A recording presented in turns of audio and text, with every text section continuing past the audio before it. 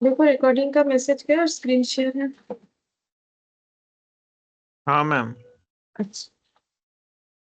अच्छा देखो, last class में हम लोग मार्जिनल कॉस्टिंग का जो टॉपिक लास्ट पढ़ रहे थे वो था कि मार्जिनल कॉस्टिंग और एब्जॉर्प्शन कॉस्टिंग में डिफरेंस क्या है। और उस बेसिस पे जब हम लोग इनकम स्टेटमेंट बनाते हैं, ठीक है, वो कॉस्ट शीट नहीं बन रहा है, वो इनकम स्टेटमेंट है, जब हम लोग इनकम स्टेटमेंट बनाते हैं उस बेसिस पे तो क्या डिफरेंसेस क्रिएट होता है। तो हम लोगों ने देखा था कि डिफरेंस कहाँ क्रिएट होना चाहिए। देखो मार्जिनल कॉस्टिंग टेक्निक क्या है कि प्रोडक्ट के कॉस्ट में सिर्फ वेरिएबल कॉस्ट ऐड होगा और प्रॉफिट निकालने के लिए पूरे साल का fixed cost as a period cost less होता है। लेकिन एब्जॉर्प्शन कॉस्टिंग में ऐसा नहीं होगा। एब्जॉर्प्शन कॉस्टिंग जब हम लोग करेंगे, जो कि क्वेश्चन हम लोग का इनकम्प्लीट था, वो एब्जॉर्प्शन कॉस्टिंग पे ही बेस्ड था। देखो इसमें हम लोगों ने सेल्स से स्टार्ट किया और सभी खर्चे को लेस करके नेट प्रॉफिट निकाला, ठीक है।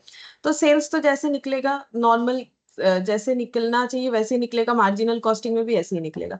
यहाँ पर देखो प्रोडक्शन कॉस्ट में वेरिएबल वाला भी लिया गया है, फिक्स्ड वाला भी लिया गया है। तो कॉस्ट ऑफ प्रोडक्शन जो निकल के आया इसमें वेरिएबल भी है, फिक्स्ड भी है, ठीक है। फिर ओपनिंग स्टॉक लिया गया। ओपनिंग स्टॉक हमें कैलकुलेट करना पड़ा कि कितना होगा, क्योंकि डायरेक्टली क्वेश्चन में नहीं दिया हुआ था। क्वेश्चन में ये दिया हुआ था कि सेल जो है, ये क्वेश्चन कहाँ गया, ये रहा, ठीक है। ये देखो, जो प्रोडक्शन है वो 1,60,000 है, जबकि सेल्स हुआ है 1,50,000 यूनिट्स, ठीक है। और क्लोजिंग स्टॉक में 20,000 पड़ा हुआ है, जबकि पड़ा हुआ रहना चाहिए था 10,000। तो ये कैसे पॉसिबल, एक्स्ट्रा कैसे पड़ा हुआ है। इसका मतलब ओपनिंग स्टॉक था। तो ओपनिंग स्टॉक का वैल्यूएशन हम लोगों ने कैसे किया। नॉर्मली क्वेश्चन में ओपनिंग स्टॉक का वैल्यूएशन दे देना चाहिए कि इतने से वैल्यू करो, क्यों, क्योंकि वो तो प्रीवियस पीरियड का है। तो प्रीवियस पीरियड का वेरिएबल खर्चा अलग भी तो हो सकता है, लेकिन इस क्वेश्चन में कुछ नहीं बोला था। तो हम लोगों ने इसमें क्या क्या ऐड किया, वेरिएबल और फिक्स दोनों ऐड किया। वेरिएबल कौन सा वाला लिया, जो इस पीरियड का था, और फिक्स्ड भी कौन सा वाला लिया, जो इस पीरियड का था। और फिक्स प्रोडक्शन कॉस्ट को कैसे अप्लाई करना है, एब्जॉर्ब बेसिस पे। एब्जॉर्ब बेसिस का मतलब ये देखो, फिक्स प्रोडक्शन ओवरहेड कितना दिया हुआ था, 3,60,000। लेकिन ये पूरा खर्चा जो है वो नॉर्मल कैपेसिटी के लिए होता है, ठीक है। क्योंकि देखो फिक्स्ड कॉस्ट एक ऐसा खर्चा है कि नॉर्मल कैपेसिटी से कम करो ज्यादा करो, ठीक है, इतना ही लगने वाला है, तो हम लोग एब्जॉर्ब करवाते हैं। तो देखो यहाँ पर कितना यूनिट पे एब्जॉर्ब करवाना पड़ेगा, 1,80,000, क्योंकि कंपनी का जो प्रोडक्शन कैपेसिटी है, कंपनी उसका 90% यूज करती है, ठीक है। तो 2 लाख का 90% के लिए 3,60,000 का अगर एक्सपेंस होता है, ये एस्टिमेटेड है, तो एक एक यूनिट के लिए कितना हो जाएगा, 2। तो कितना यूनिट प्रोडक्शन हुआ है, 1,60,000, तो 3,20,000 होगा। जबकि खर्चा हम लोग का 3,60,000 एब्जॉर्ब करवाना पड़ेगा, क्योंकि फिक्स्ड कॉस्ट तो किसी हाल में चेंज नहीं होने वाला। लेकिन एस्टिमेट के अकॉर्डिंग हम लोग 3,20,000 ही एब्जॉर्ब करवा पाए हैं। तो जो 40,000 का मिसमैच हो रहा है, जो अंडर एब्जॉर्प्शन हो रहा है, वो हमें आगे जाके ऐड करना पड़ेगा। फिर यहाँ क्लोजिंग स्टॉक का वैल्यूएशन किया। क्लोजिंग स्टॉक कैसे वैल्यू होता है, प्रो राटा बेसिस। मतलब इस साल का जो खर्चा है 1,15,000, वो अगर 1,60,000 के लिए है तो 20,000 का कितना होगा, ऐसे करके हम लोगों ने सीओजीएस निकाला। फिर वेरिएबल सेलिंग खर्चा था वो ऐड कर दिया, फिक्स्ड कॉस्ट कुछ था वो ऐड कर दिया, कॉस्ट ऑफ सेल्स निकाला। फिर अंडर एब्जॉर्प्शन को यहाँ पर ऐड कर दिया कि भाई 40,000 का खर्चा एब्जॉर्ब नहीं करवा पाए, अब करवाना है। और सेल से वेरिएबल कॉस्ट को, सेल से टोटल जो कॉस्ट है उसको लेस कर दिया, ये जो कॉस्ट ऑफ सेल्स, तो हम लोग को नेट प्रॉफिट मिल गया। अब हम लोग को क्या करना है, इसी क्वेश्चन को सेम मार्जिनल कॉस्टिंग मेथड से करना है, जिसका मैंने फॉर्मेट तो लिखवा दिया था कि मार्जिनल कॉस्टिंग में कैसे करके क्वेश्चन को डील करना है, इस तरीके से करना है। तो क्या करना है, मार्जिनल कॉस्टिंग में हम लोग को सिर्फ और सिर्फ प्रोडक्शन कॉस्ट में वेरिएबल कॉस्ट लेना पड़ेगा, फिक्स्ड कॉस्ट हम लोग नहीं लेंगे। फिक्स्ड कॉस्ट को एकदम एंड में लेस करके जो है नेट प्रॉफिट का कैलकुलेशंस करेंगे, ठीक है। तो देखो कैसे होगा।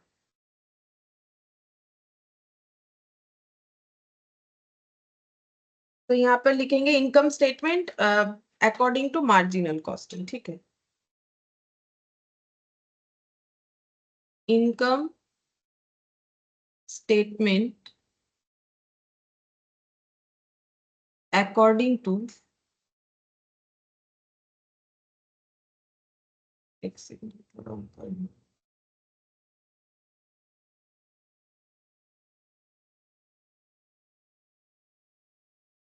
इनकम स्टेटमेंट ब्रैकेट में लिख देते हैं मार्जिनल कॉस्टिंग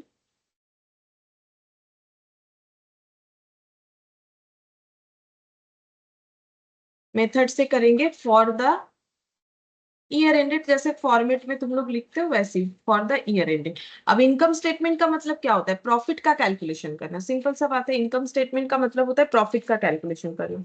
अब प्रॉफिट का कैलकुलेशन कैसे करेंगे, सेल्स से टोटल कॉस्ट। अब टोटल कॉस्ट में मार्जिनल कॉस्ट में जो आएगा वही हमें लेना पड़ेगा, ठीक है। बोर्ड का कनेक्शन चलेगा।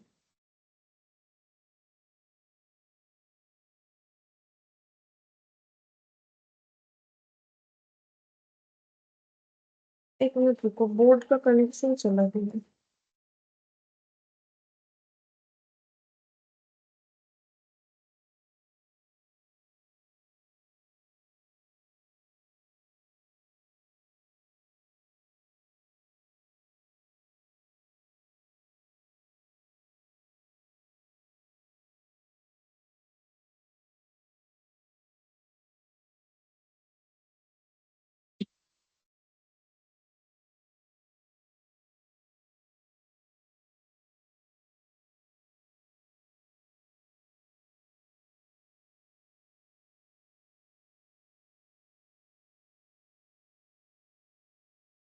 ठीक है, कनेक्शन लूज हो गया।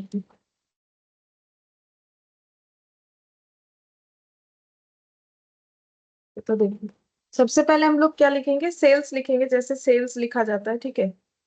क्योंकि सेल्स से हमें टोटल कॉस्ट को ही तो लेस करना है, तो सेल्स। अरे ये क्या हो गया, कनेक्शन चला गया।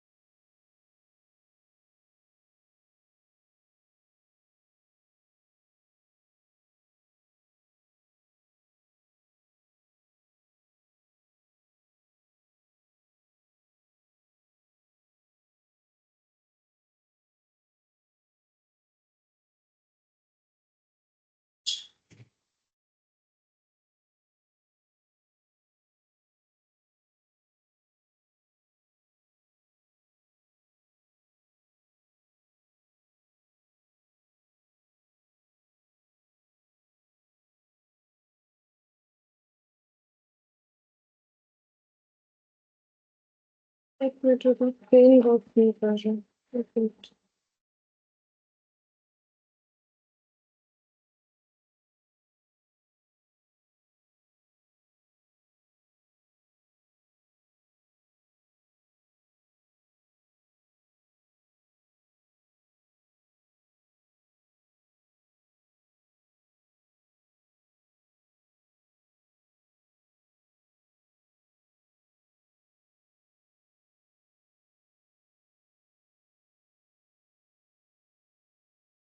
आई होप कि अब ठीक चलेगा, किसी रीजन से शायद हैंग कर रहा था।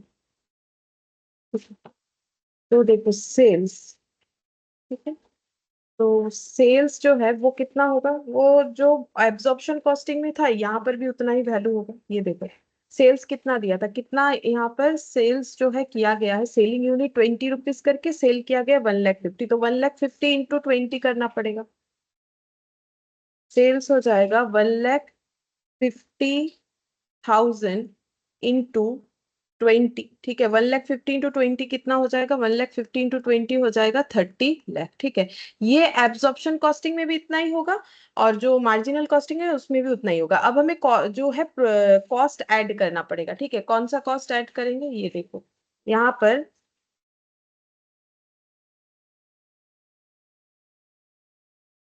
अच्छा, एक सेकेंड, हाँ मैंने यहाँ पर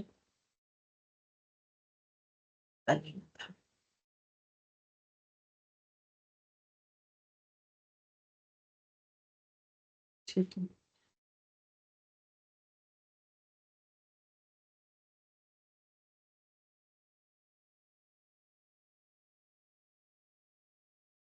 यहाँ पर लिखेंगे सेल्स 1,50,000 इंटू 20, ये हो गया हम लोग का 30 लाख, ठीक है। इसके बाद हम लोग क्या लेंगे, देखो इसके बाद हमें लेना है प्रोडक्ट का कॉस्ट, लेकिन सिर्फ वेरिएबल पोर्शन लेना है। तो पढ़ के देखो, स्टैंडर्ड वेरिएबल प्रोडक्शन कॉस्ट 11, तो ये हम लोग ले सकते हैं क्योंकि हमें तो वेरिएबल वाला लेना है, ठीक है। तो स्टैंडर्ड वेरिएबल कॉस्ट 11 ये ले सकते हैं। 11 per unit. The fixed cost 3,60,000 ये नहीं लेना है। वेरिएबल कॉस्ट जो है 3 रुपीज सेलिंग वाला वो हम लोग लेंगे, लेकिन वो तो एंड के साइड में आएगा, फिक्स्ड कॉस्ट नहीं लेना है। यूनिट सेलिंग प्राइस ये तो ले लिया हम लोगों ने 20, ठीक है। प्रोडक्शन का क्वांटिटी वगैरह जो है क्लोजिंग स्टॉक दिया है, ठीक है। और वेरिएबल प्रोडक्शन कॉस्ट जो है वो 35,000 ज्यादा है स्टैंडर्ड से। स्टैंडर्ड मतलब जो हम लोगों ने सोचा था उससे 35,000 ज्यादा है। तो इसको कैसे लिखेंगे, ऐसे लिखेंगे, वेरिएबल प्रोडक्शन कॉस्ट, ठीक है।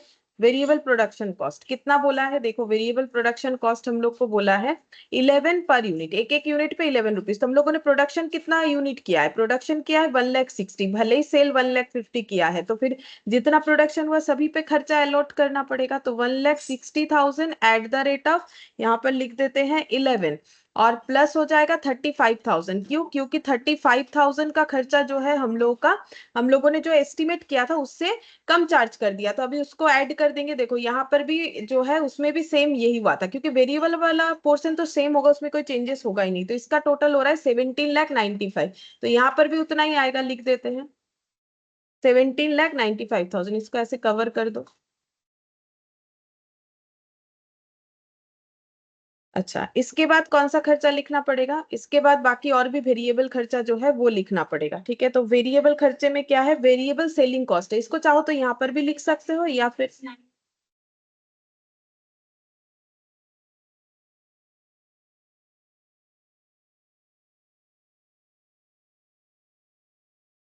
सेलिंग कॉस्ट सेलिंग यूनिट पे लगेगा।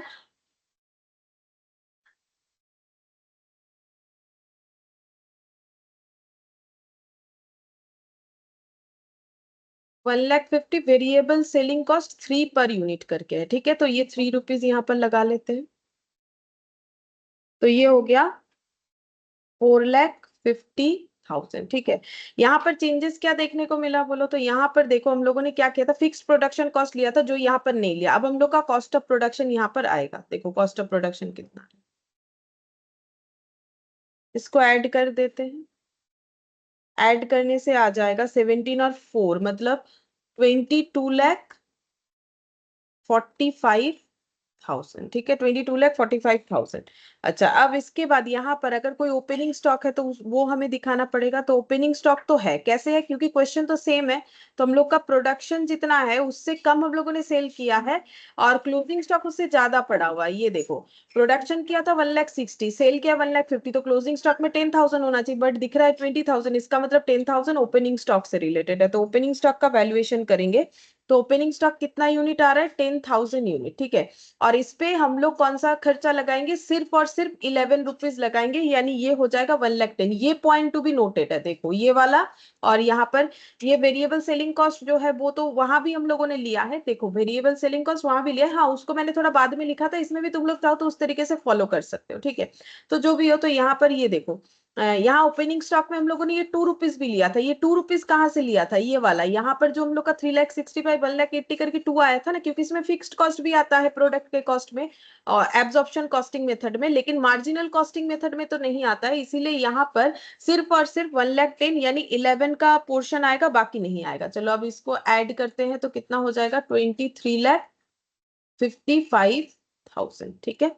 अच्छा, अब यहाँ से लेस क्या कर देंगे, क्लोजिंग स्टॉक। वो भी सेम है जैसे हम लोगों ने वहां पर किया है, देख लो, दोनों को कंपेयर करके देखते जाओ, क्योंकि तभी तो समझ में आएगा कि डिफरेंस कहाँ कहाँ है। देखो क्लोजिंग स्टॉक कितना आएगा, 20,000 आएगा। कैसे निकाला है, प्रोराटा करके, यहाँ पर भी प्रोराटा करके ही निकालने वाले, ये देखो 17,95,000 डिवाइडेड बाई, यहाँ पर हो जाएगा 1,60,000 जितना प्रोडक्शन किया था, इंटू 20,000। ठीक है।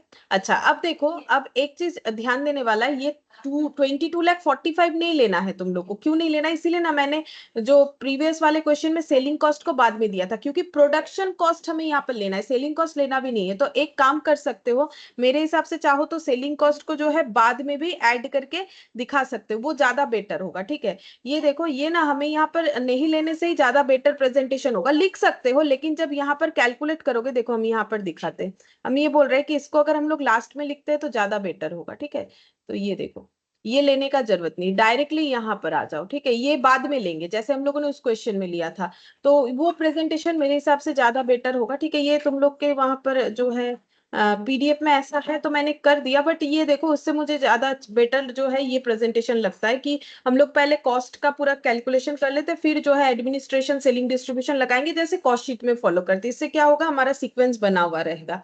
तो ये देखो, ये प्रोडक्शन कॉस्ट आ गया। प्रोडक्शन कॉस्ट से हम लोगों ने क्या, क्लोजिंग स्टॉक का वैल्यूएशन निकालना है। अब देखो क्लोजिंग स्टॉक का वैल्यूएशन कितना होगा, तो यहाँ पर कैलकुलेट करके देखो, 17,95,000 डिवाइडेड बाई 1,60,000 इंटू 20,000। ठीक है, ताकि कोई कंफ्यूजन ना हो कि हम लोगों ने उसमें सेलिंग कॉस्ट ऐड किया पर लिया 17,95,000, ऐसा बात नहीं है। एक्चुअली कॉस्ट ऑफ प्रोडक्शन से ही ना प्रोराटा करना है। तो 2,24,375। ठीक है, अब इसको माइनस कर देंगे, माइनस करने से देखते हैं कितना आता है। 23,55,000, तो ये आ गया 21,30,625। ठीक है, इसको हम लोग क्या बोलेंगे, इसको हम लोग बोलेंगे कॉस्ट ऑफ प्रोडक्शन, लेकिन वेरिएबल। ठीक है, variable cost of goods sold. ठीक है, कॉस्ट ऑफ गुड्स सोल्ड, इतना गुड्स हम लोगों ने बेचा है। कॉस्ट ऑफ प्रोडक्शन कौन सा है, ये वाला है। ठीक है, इसको बोल सकते हो, ये देखो, इसको 17,95,000 भी लिख दिया, ऐड करके कुछ नहीं है। इसको लिखोगे वेरिएबल, ऐसे लिखना चाहो तो लिख सकते हो, वेरिएबल कॉस्ट ऑफ प्रोडक्शन। ठीक है, अब यहाँ पर बात यह है कि यहाँ सिर्फ वेरिएबल आएगा और कुछ नहीं आएगा। ओपनिंग स्टॉक से भी वेरिएबल पोर्शन आएगा, क्लोजिंग स्टॉक से भी वेरिएबल ही गया, क्योंकि अगर 17,95,000 वेरिएबल है तो उसका प्रोराटा करेंगे तो वेरिएबल पोर्शन ही आउट हुआ। ठीक है, अब ये आ गया हम लोग का, कितना गुड्स हम लोगों ने बेचा, इतना प्रोडक्शन किया, इतना ओपनिंग स्टॉक में था। ये जो है इसको लिख सकते हो गुड्स अवेलेबल, इसको लिख सकते हो अगर चाहो तो समझने के लिए, गुड्स अवेलेबल, इतना गुड्स अवेलेबल था हम लोग के पास।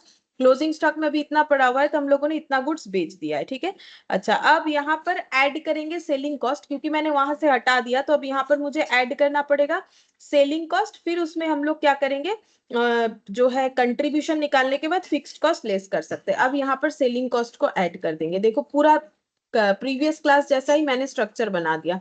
क्लोजिंग स्टॉक आ गया, उसके बाद वेरिएबल सेलिंग कॉस्ट ऐड कर देंगे। सेलिंग कॉस्ट ये भी वेरिएबल ही होता है। 1,50,000 पे कितना था, 1,50,000 पे था 3 रुपीज करके, 4,50,000।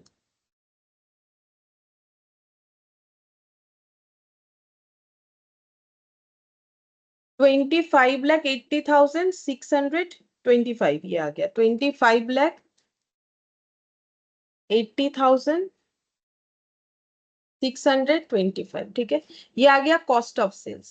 कॉस्ट ऑफ सेल्स, इसमें भी लिख सकते हो वेरिएबल, क्योंकि सभी वेरिएबल पोर्शन है, वेरिएबल कॉस्ट ऑफ सेल्स। ठीक है, अब हम लोग क्या निकालेंगे, कंट्रीब्यूशन।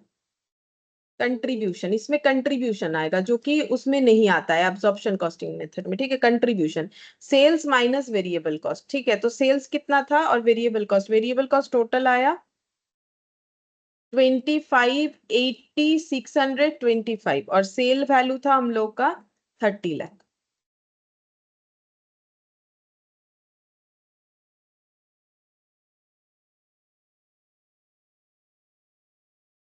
4,19,375।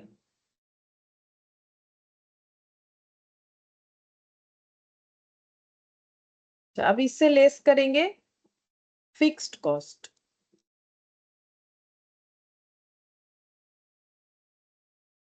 वेरिएबल पोर्शन भी, सॉरी फिक्स्ड कॉस्ट वेरिएबल बोल रहे, फिक्स्ड कॉस्ट का हम लोग का सेलिंग फिक्स्ड कॉस्ट था, और एक था हम लोग का प्रोडक्शन फिक्स्ड कॉस्ट। ये देखो,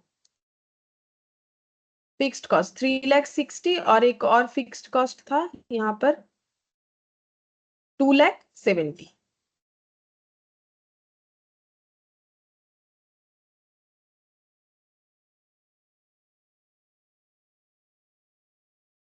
प्रोडक्शन वाला है 3,60,000, सेलिंग वाला है 2,70,000।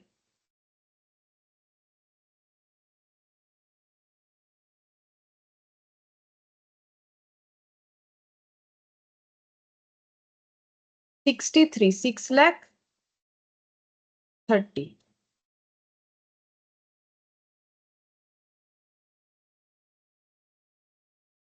6,30,000।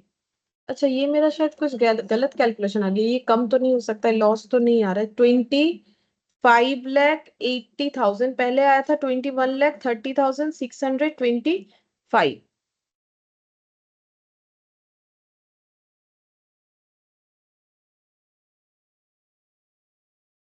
Sales minus variable cost of goods sold minus होना चाहिए। अच्छा, 21,30,625। अच्छा हाँ, variable cost, sales minus variable cost होगा ना, एक्चुअली यहाँ पर हम लोग का लेस होना चाहिए, ये वाला हो जाएगा 21 लाख। लेस क्या किया मैंने यहाँ पर, देखते। 30 लाख माइनस 25,80,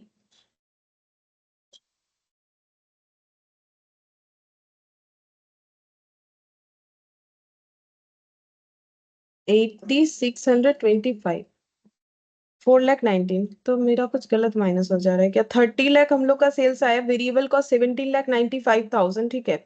अच्छा, फिर इसके बाद opening stock, variable selling cost, ये मैंने नीचे ऐड किया तो क्या फर्क पड़ता है, 4,50,000 आ गया। यहाँ पर ओपनिंग स्टॉक 1,10,000। अच्छा, ये ऐड करने से देखते कितना आता है, 17,95,000 प्लस 1,10,000। अच्छा, ये 19 आ रहा है, गुड्स अवेलेबल। अच्छा, यहाँ पर मेरा गलत एडिशन हो गया है, गड़बड़ हो गया, रुको।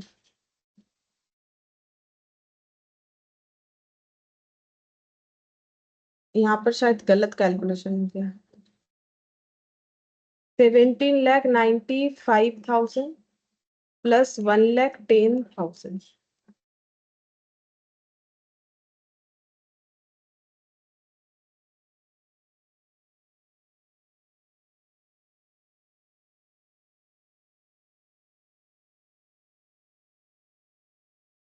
2 लाख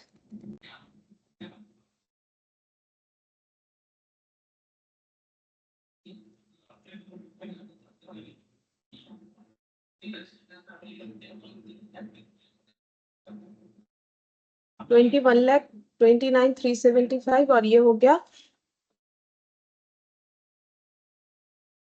4,50,000। 25,79,375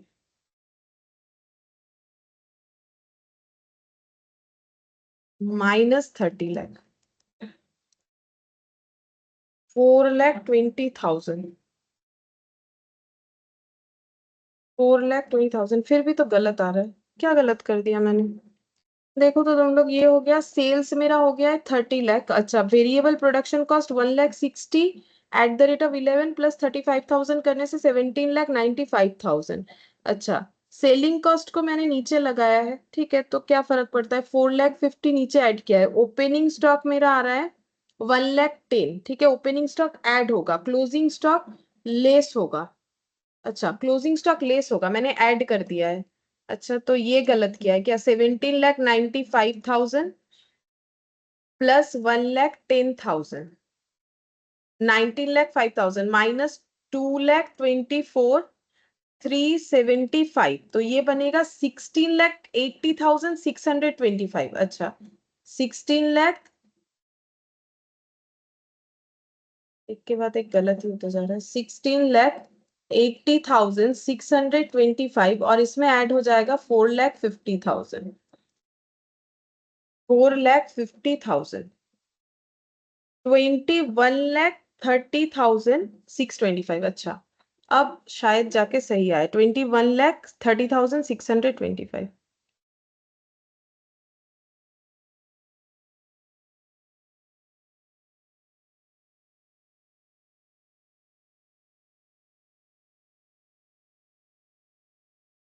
-30 लाख, ये हो गया 8,69,375 -6,30,000। 8,69,375 -6,30,000। 2,39,375। मुझे लगता है मेरा सारा चीज ठीक ही था, बट तुम लोगों ने भी ध्यान नहीं दिया। मैंने ना ये क्लोजिंग स्टॉक को भी ऐड कर दिया था, यहाँ लिखा तो था माइनस बट ऐड कर दिया था, इसी वजह से वैल्यू काफी ज्यादा दिख रहा था। और जब हम लोग कैलकुलेट कर रहे थे तो मेरा वहां पर नेगेटिव आ जा रहा था। ठीक है, बाकी सब ठीक है, बाकी कुछ भी गलत नहीं है। वहां पर बस मैंने माइनस की जगह ऐड कर दिया था क्लोजिंग स्टॉक को, इसीलिए ओवर वैल्यूड हो गया था, मतलब ज्यादा दिख रहा था टोटल। और वहां पर जब माइनस करने जा रहे थे।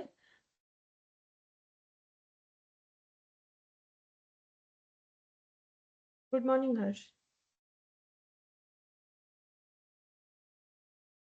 और वहां पर जब माइनस करने जा रहे थे तब जाके वो मेरा नेगेटिव आ जा रहा था। ठीक है, वो ज्यादा हो जा रहा था ना इसका टोटल, तो माइनस करने से इतना कम वैल्यू आ रहा था, तो कि इससे माइनस कर रहे थे तो नेगेटिव आ जा रहा था। बाकी सारा चीज ठीक है। ठीक है, यहाँ पर माइनस की जगह मैंने ऐड कर दिया था, तो तुम लोग थोड़ा ध्यान देते तो मुझे बता सकते थे। तो जो भी हो, देखो यहाँ पर नेट प्रॉफिट कैसे निकाला, सेल से वेरिएबल प्रोडक्शन कॉस्ट जो है, वेरिएबल जो भी खर्चा है वो हम लोगों ने यहाँ पर लेस किया। तो वेरिएबल प्रोडक्शन कॉस्ट का ओपनिंग स्टॉक का भी वेरिएबल पोर्शन लिया, क्लोजिंग स्टॉक का भी वेरिएबल पोर्शन ऑटोमेटिकली आएगा, क्योंकि ये इसके हिसाब से कंसीडर किया है तो ऑटोमेटिकली वेरिएबल आना ही नॉर्मल सा बात है। सेलिंग का भी वेरिएबल आ गया। ठीक है, अच्छा, उसके बाद यहाँ पर कंट्रीब्यूशन निकाल लिया, फिक्स्ड कॉस्ट लेस करके हम लोग को क्या मिल गया, नेट प्रॉफिट मिल गया। ठीक है, अब देखो इस क्वेश्चन में एंड में क्या बोला है, बोला है explain the difference in the profit. Profit में जो डिफरेंस आया उसको एक्सप्लेन करो। अब प्रॉफिट में डिफरेंस क्यों आया, इधर प्रॉफिट आया 2,39,375 और इधर प्रॉफिट आया 2,59,375। तो ये जो डिफरेंस आया है ये क्यों आया, ये बताना है। तो देखो सेल्स वैल्यू दोनों में सेम है, अगर देखोगे वेरिएबल प्रोडक्शन कॉस्ट भी दोनों में सेम है, 17,95,000, चेक करो। ठीक है, ओपनिंग स्टॉक दोनों में अलग है, एक में है 1,10,000 और एक में है ओपनिंग स्टॉक हम लोग का 1,30,000। ठीक है, क्लोजिंग स्टॉक एक है 2,64,375 और अभी जो हम लोगों ने निकाला उस पे देखो है 2,24,375। उसके बाद सेलिंग कॉस्ट भी दोनों में सेम है, ये एडिशन पे मत जाओ। ठीक है, एडिशन तो वो वैल्यू के लिए अलग होगा, सेलिंग कॉस्ट दोनों में सेम है, फिक्स्ड कॉस्ट भी दोनों में सेम है। तो जो डिफरेंस आ रहा है वो ओपनिंग स्टॉक और क्लोजिंग स्टॉक के लिए ही आ रहा है, तो उसको हमें यहाँ पर एक्सप्लेन करके बताना है। तो हम लोग ऐसे लिखेंगे, reason for reason for difference in profit. ठीक है, प्रॉफिट में डिफरेंस आने का दो ही वजह है, एक है ओपनिंग स्टॉक का वैल्यूएशन, एक है क्लोजिंग स्टॉक। तो हम लोग जैसे रिकंसिलिएशन, बैंक रिकंसिलिएशन स्टेटमेंट वगैरह तुम लोग 11 में करते हो, उसी तरीके से इसको रिकंसाइल कर लेंगे। तो रिकंसाइल करने के लिए क्या करना पड़ता है, किसी भी एक प्रॉफिट से हम लोग स्टार्ट कर सकते हैं। हमारे पास दो प्रॉफिट है, जैसे बैंक रिकंसिलिएशन करते हो तो कैश बुक या पासबुक किसी भी एक तरीके से स्टार्ट कर सकते हो, यहाँ पर भी सेम वैसे ही होगा। तो यहाँ पर लिख रहे हैं कोई भी एक तरीके से स्टार्ट कर सकते हैं। प्रॉफिट एज पर हम लिख देते हैं यहाँ पर एब्जॉर्प्शन कॉस्टिंग,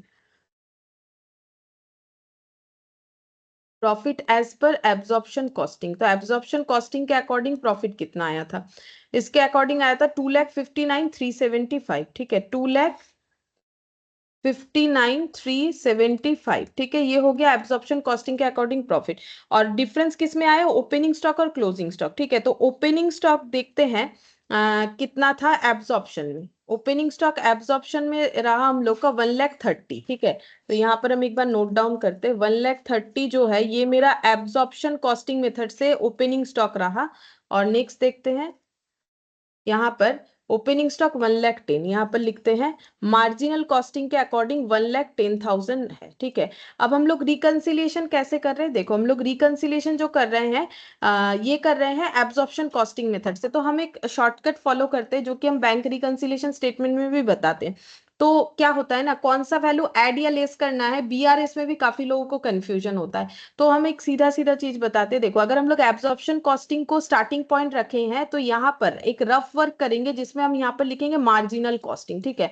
तो मुझे जो भी इम्पैक्ट मार्जिनल कॉस्टिंग के अकॉर्डिंग होगा वो यहाँ पर जो है लिखना है। अगर लिखेंगे तो मेरा आंसर आ जाएगा। देखो हम बताते हैं कैसे होगा, करने से समझ में आएगा, या फिर किसी ने अगर मेरे पास बीआरएस पहले किया हुआ है तो मैं हम इस तरीके से करवाते वो भी समझ सकते हो। जैसे कि देखो एब्जॉर्प्शन कॉस्टिंग में 1,30,000 है, मार्जिनल कॉस्टिंग में 1,10,000 है, ठीक है। ओपनिंग स्टॉक, अब ओपनिंग स्टॉक का क्या इंपैक्ट होता है वो तुम लोग को पता होना चाहिए। जैसे कि ओपनिंग स्टॉक जिसका ज्यादा होगा, ठीक है, ओपनिंग स्टॉक जिसका जितना ज्यादा होगा उसका प्रॉफिट में क्या इंपैक्ट आएगा, प्रॉफिट ज्यादा होगा कि कम होगा। तो उसके लिए देखो ट्रेडिंग का नॉलेज होना चाहिए, ठीक है। जैसे कि हम यहाँ पर बताते हैं, यहाँ यहाँ रफली बताते हैं नेक्स्ट पेज में। देखो जैसे जैसे देखो यहाँ पर हम एक ट्रेडिंग लिखते रहे, ठीक है, ट्रेडिंग अकाउंट लिख दिया। यहाँ पर मैंने लिखा ओपनिंग स्टॉक, मान लो ओपनिंग स्टॉक लिखा 100, यहाँ पर बाई सेल्स लिख दिया मान लो 150, तो प्रॉफिट कितना आ जाएगा, 50 आ जाएगा ग्रॉस प्रॉफिट, ठीक है। अब मान लो हम यहाँ पर और एक एग्जांपल ले रहे हैं ट्रेडिंग अकाउंट का, ठीक है। तो यहाँ मैंने सेल्स को फिक्स्ड रख दिया, ठीक है, सेल्स 150 ही रखा, और ओपनिंग स्टॉक यहाँ पर लिख दिया मैंने यहाँ पर मान लो लिख दिया 80, ठीक है। तो मेरा जीपी यानी प्रॉफिट कितना आ जाएगा, तो 150 से 80 लेस करके देख लो कितना आ रहा है, 70, ठीक है, 70 आ गया। तो एक चीज क्या इसका कंक्लूजन निकल के आया, ओपनिंग स्टॉक जिसका ज्यादा है, ठीक है, उसका ओपनिंग स्टॉक की 100 ज्यादा है, उसका जीपी क्या हो जाएगा, कम हो जाएगा, और ओपनिंग स्टॉक जिसका कम है उसका जीपी क्या हो जाएगा, ज्यादा हो जाएगा। मतलब ओपनिंग स्टॉक जो है प्रॉफिट के साथ रिवर्स तरीके से काम करता है, ठीक है, रिवर्स तरीके से काम करता है, ठीक है। ये देखो, मतलब ओपनिंग स्टॉक बढ़ेगा तो प्रॉफिट कम होगा, ओपनिंग स्टॉक कम होगा तो प्रॉफिट बढ़ेगा, ठीक है। अब यहाँ पर देखो एब्जॉर्प्शन कॉस्टिंग में ओपनिंग स्टॉक ज्यादा है जबकि मार्जिनल कॉस्टिंग में ओपनिंग स्टॉक कम है, ठीक है। तो इसका मतलब मार्जिनल कॉस्टिंग में प्रॉफिट कम आया होगा। मैंने क्या बोला, मार्जिनल कॉस्टिंग के हिसाब से सोचेंगे, क्यों, क्योंकि यहाँ पर मैंने स्टार्टिंग पॉइंट एब्जॉर्प्शन रखा है। अगर स्टार्टिंग पॉइंट मार्जिनल रखते तो फिर एब्जॉर्प्शन का क्या हो रहा है वो सोचना पड़ता। तो हम लोग का प्रॉफिट मार्जिनल कॉस्टिंग में कम दिख रहा है, कितना कम दिख रहा होगा, ये जो डिफरेंस है उतना ही, ठीक है, 20,000 से कम दिख रहा होगा, ठीक है। तो 20,000 हमें क्या करना है, यहाँ पर ऐड कर देना है, ठीक है। कम दिख रहा है मार्जिनल कॉस्टिंग में तो फिर हमें उसे क्या करना है, ऐड करके बढ़ाना है ताकि हम लोग इसके साथ ऐड पर हो सके। तो यहाँ पर हम लोग क्या लिखेंगे, ऐड, यहाँ पर ओपनिंग स्टॉक अंडर वैल्यूड, ये देखो अंडर वैल्यूड है, कम है, under valued in marginal costing, कितना हो गया, 20,000। देखो यहां पर जिसका ओपनिंग स्टॉक ज्यादा उसका प्रॉफिट कम, जिसका ओपनिंग स्टॉक कम उसका प्रॉफिट क्या है, ज्यादा है, ठीक है। अब कितना ज्यादा है, इन दोनों का डिफरेंस 20,000। तो क्योंकि हम लोग मार्जिनल कॉस्टिंग के हिसाब से सोच रहे हैं तो 20,000 का प्रॉफिट मार्जिनल कॉस्टिंग में क्या है, ज्यादा है, तो हमें ऐड करना पड़ेगा। और अगर हम लोग स्टार्टिंग पॉइंट मार्जिनल कॉस्टिंग रखते तो एब्जॉर्प्शन की तरह सोचते, फिर 20,000 एब्जॉर्प्शन कॉस्टिंग में प्रॉफिट कम होगा तो फिर हम लोग माइनस करते हैं यहाँ पर, ठीक है। इस तरीके से हमें सोचना पड़ेगा। नेक्स्ट हम लोग क्लोजिंग स्टॉक का देखते हैं। देखो पहले क्लोजिंग स्टॉक का रिलेशन बता देते हैं ट्रेडिंग में कैसे होता है।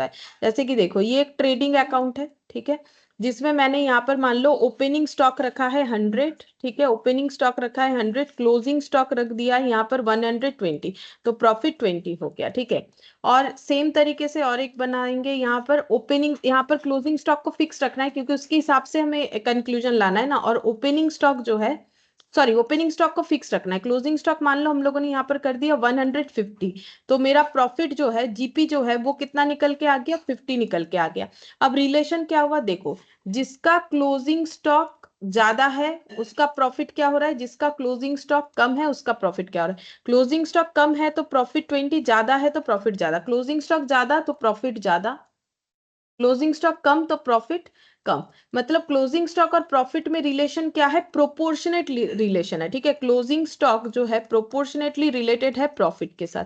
क्लोजिंग स्टॉक बढ़ेगा तो प्रॉफिट बढ़ेगा, क्लोजिंग स्टॉक कम होगा तो प्रॉफिट कम होगा। देखो ये कोई रटने का जरूरत नहीं है, ये छोटे से एग्जांपल से ही समझ में आ रहा है, ठीक है। तो क्लोजिंग स्टॉक बढ़ने से प्रॉफिट बढ़ेगा, क्लोजिंग स्टॉक कम होने से प्रॉफिट कमेगा, ठीक है। अब देखो किसका कितना प्रॉफिट है, सॉरी किसका कितना क्लोजिंग स्टॉक है। यहाँ पर लिखते हैं मार्जिनल एब्जॉर्प्शन कॉस्टिंग में, एब्जॉर्प्शन कॉस्टिंग में क्लोजिंग स्टॉक है 264,375 और मार्जिनल कॉस्टिंग में क्लोजिंग स्टॉक है, मार्जिनल कॉस्टिंग में क्लोजिंग स्टॉक है मैम देखो 224,375। अच्छा 224,375। अब देखो किसमें कम है किसमें ज्यादा है, 224,375, ठीक है।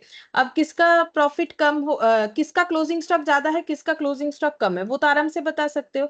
ये मार्जिनल कॉस्टिंग का क्लोजिंग स्टॉक का वैल्यू क्या है, कम है, और एब्जॉर्प्शन कॉस्टिंग का क्लोजिंग स्टॉक का वैल्यू क्या है, ज्यादा है। तो जिसका मार्जिनल कॉस्टिंग का क्योंकि क्लोजिंग स्टॉक का वैल्यू कम है तो इसका प्रॉफिट क्या होगा, कम आएगा। क्यों, क्योंकि अभी मैंने दिखाया कि प्रोपोर्शनेट होता है। इसका क्या होगा, प्रॉफिट ज्यादा होगा, क्यों, क्योंकि प्रोपोर्शनेट होता है।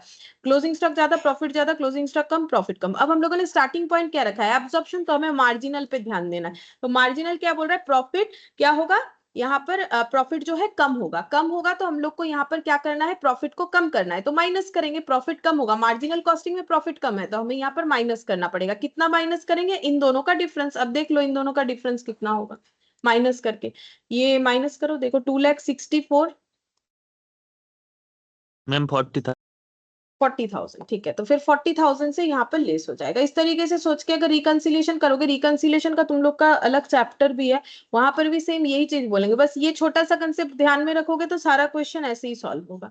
क्लोजिंग स्टॉक यहाँ पर अंडर वैल्यूड है, ठीक है, under valued in marginal costing, ठीक है। मैंने यहाँ पर डॉट डॉट दे के लिख दिया 40,000, तो ये ऐड हो जाएगा, ये लेस हो जाएगा। तो 20-40 एडजस्ट करने से नेगेटिव 20 आएगा, नेगेटिव 20 को इससे लेस करोगे तो कितना आ जाएगा, 2,39,375। तो ये हो गया क्या, profit as per marginal costing, ठीक है। ये आंसर आ गया। तो रीजन फॉर डिफरेंस क्या होगा, पूरे इनकम स्टेटमेंट में दो ही रीजन होगा डिफरेंस होने का, एक तो ओपनिंग स्टॉक, एक क्लोजिंग स्टॉक, इसके अलावा कोई डिफरेंसेस नहीं हो सकता है। तो इस तरीके से होगा, बस ये ध्यान में रखना है। मार्जिनल कॉस्टिंग जब करोगे तो फिक्स्ड कॉस्ट को एकदम एंड में लेस करना है प्रॉफिट निकालने के लिए, और कंट्रीब्यूशन उसके पहले निकालना है। तो हम लोग पूरे चैप्टर में पढ़ चुके हैं, कंट्रीब्यूशन निकालने के लिए हमें सिर्फ सेल से वेरिएबल कॉस्ट लेस करना पड़ता है। तो वेरिएबल कॉस्ट जब लेस करेंगे तो ओपनिंग स्टॉक, क्लोजिंग स्टॉक, ये सब कैसे वैल्यूड हो रहा है वो हमें ध्यान में रख के करना पड़ेगा, ठीक है। तो ये वाला हो गया हम लोग का। देखो यहाँ पर 3 पॉइंट पूछा था, तीनों का तीनों हम लोगों ने कवर कर लिया। अब और एक क्वेश्चन बाकी है, वो करते हैं। ये देखो यहाँ लास्ट,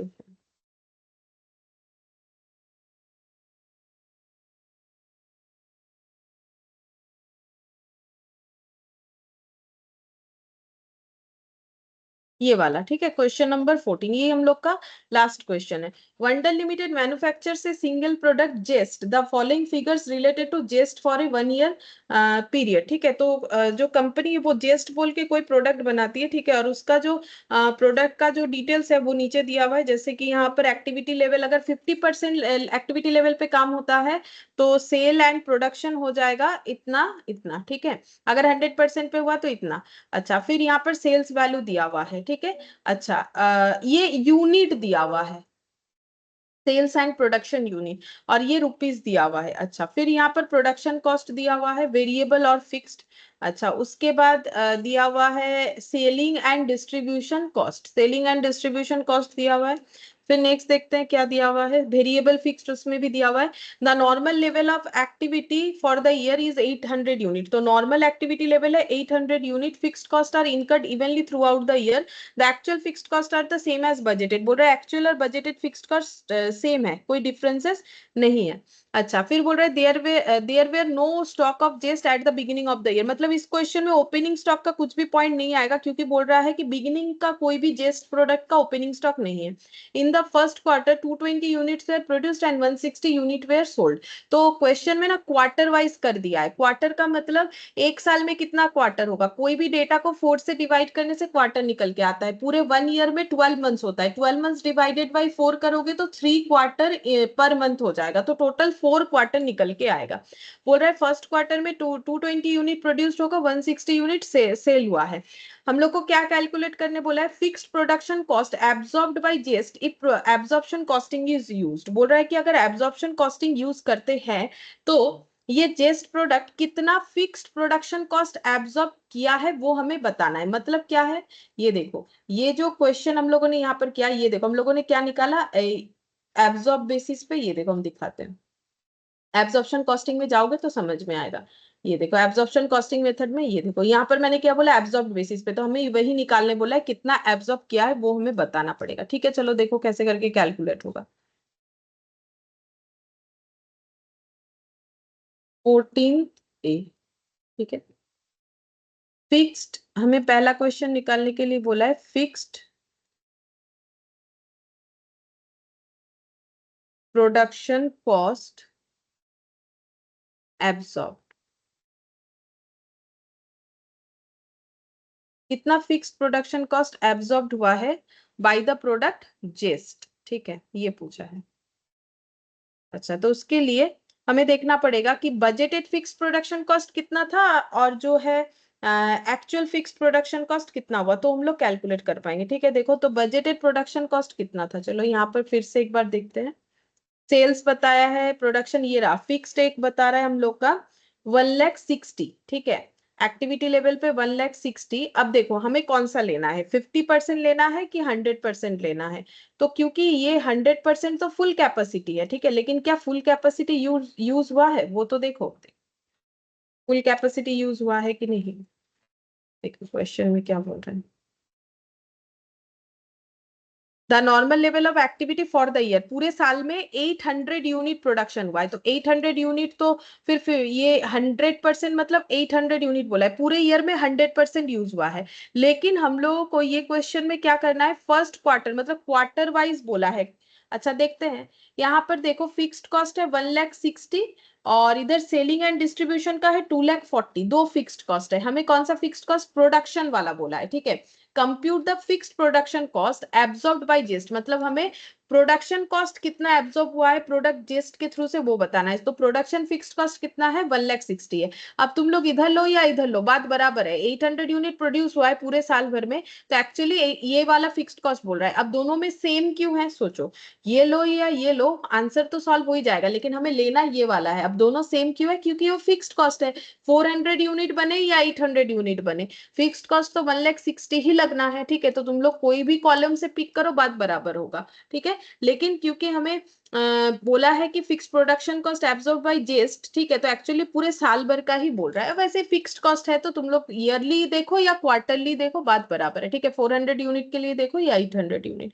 चलो 1,60,000 ये पता चल गया, और हमें क्या लेना है, सिर्फ और सिर्फ प्रोडक्शन वाला ही लेके दिखाना है यहाँ पर, क्योंकि क्वेश्चन वही बोला है।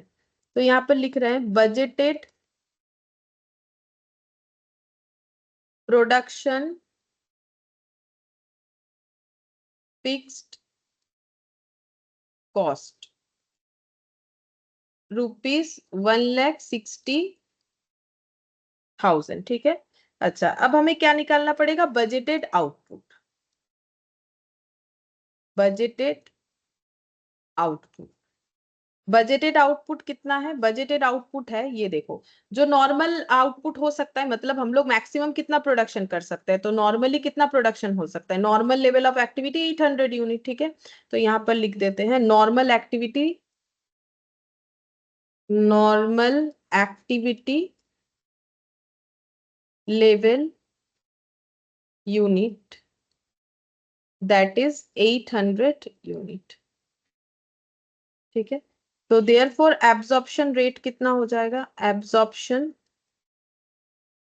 रेट 1,60,000 का खर्चा हो सकता है, ठीक है, मतलब इतना खर्चा होगा, बजटेड है। अगर हम लोग 800 यूनिट बनाते हैं, ठीक है, तो फिर पर यूनिट का खर्चा कितना हो जाएगा, 200 पर यूनिट करके, देखो ₹200 पर यूनिट करके हो जाएगा, ठीक है।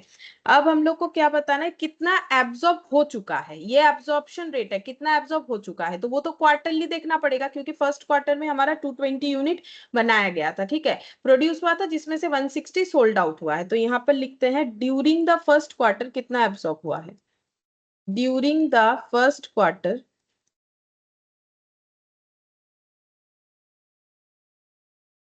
The fixed production cost absorb by जेस्ट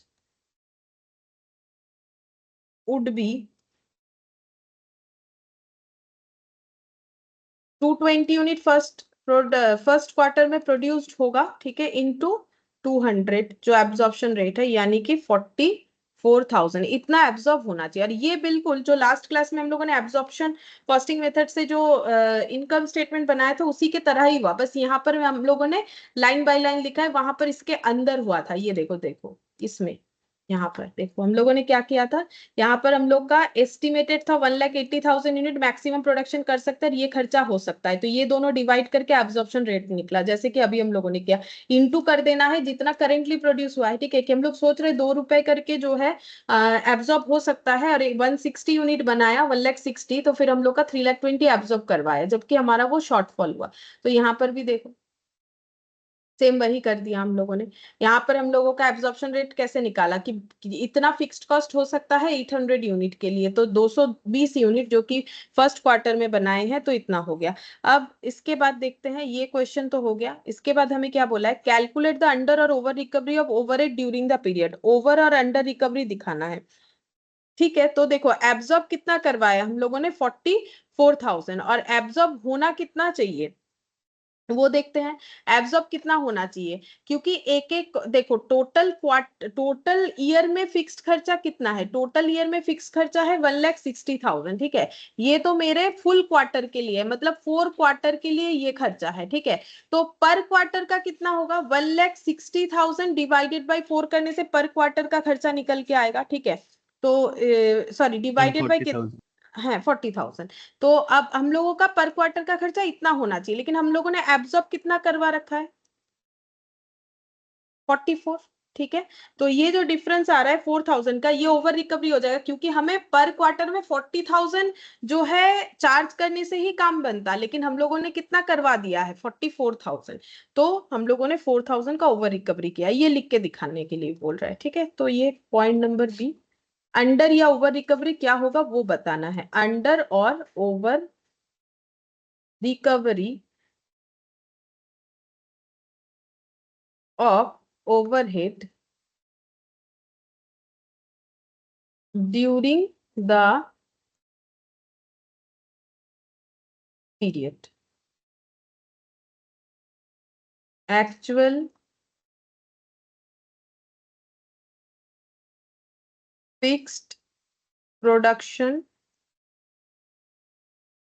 overhead, ठीक है, एक्चुअली कितना होना चाहिए, 1,60,000 इंटू 1/4 ये होना चाहिए था, ठीक है। तो ये हो गया 40,000, और हम लोगों ने एब्जॉर्ब कितना करवा रखा है, absorbed fixed production overhead 44,000, estimated basis पे इतना एब्जॉर्ब करवा रखा है। हम लोगों ने क्या सोचा था कि ₹200 पर यूनिट करके, ये तो बजटेड है यानी एस्टिमेटेड है, जो कि हम लोगों ने लास्ट क्लास भी डिस्कशन किया था, ये एस्टिमेटेड है, एस्टिमेटेड के हिसाब से 44,000 कर दिया होगा हम लोगों ने, लेकिन एक्चुअली में तो इतना हुआ है, तो 4,000 हम लोगों ने ज्यादा चार्ज कर दिया है, ठीक है। तो इसको हम लोग बोलेंगे ओवर रिकवरी, ज्यादा रिकवर कर दिया, ठीक है, ओवर रिकवरी।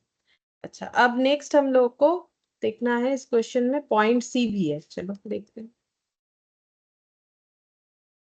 बोल रहा है calculate the profit using absorption costing और calculate the profit using marginal costing, मतलब फिर से इनकम स्टेटमेंट बनाना है एब्जॉर्प्शन कॉस्टिंग मेथड से और मार्जिनल कॉस्टिंग मेथड से, ठीक है। तो इसके पहले जो क्वेश्चन किया वैसे ही करना है, profit as per absorption costing, सबसे पहले लिखेंगे सेल्स। अच्छा, सेल्स कितना होगा देखते हैं।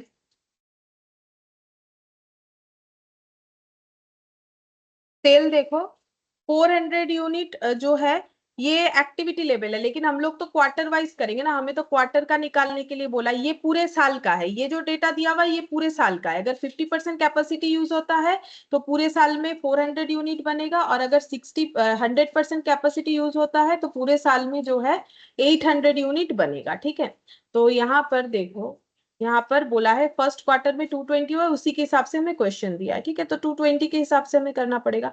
220 इंटू सेलिंग प्राइस कितना करके है वो निकालना पड़ेगा। तो तुम लोग मुझे बता सकते हो कि सेलिंग प्राइस पर यूनिट कितना है। यहाँ पर जो डेटा अवेलेबल है उससे बन जाएगा 400 यूनिट बनाने पे सेल्स वैल्यू होता है इतना, या फिर सेम बात है 800 यूनिट बनाने पे सेल्स वैल्यू होता है 16 लाख। तो पर यूनिट सेल्स वैल्यू कितना है, पर यूनिट सेलिंग प्राइस कितना है, या सेल्स वैल्यू कितना है।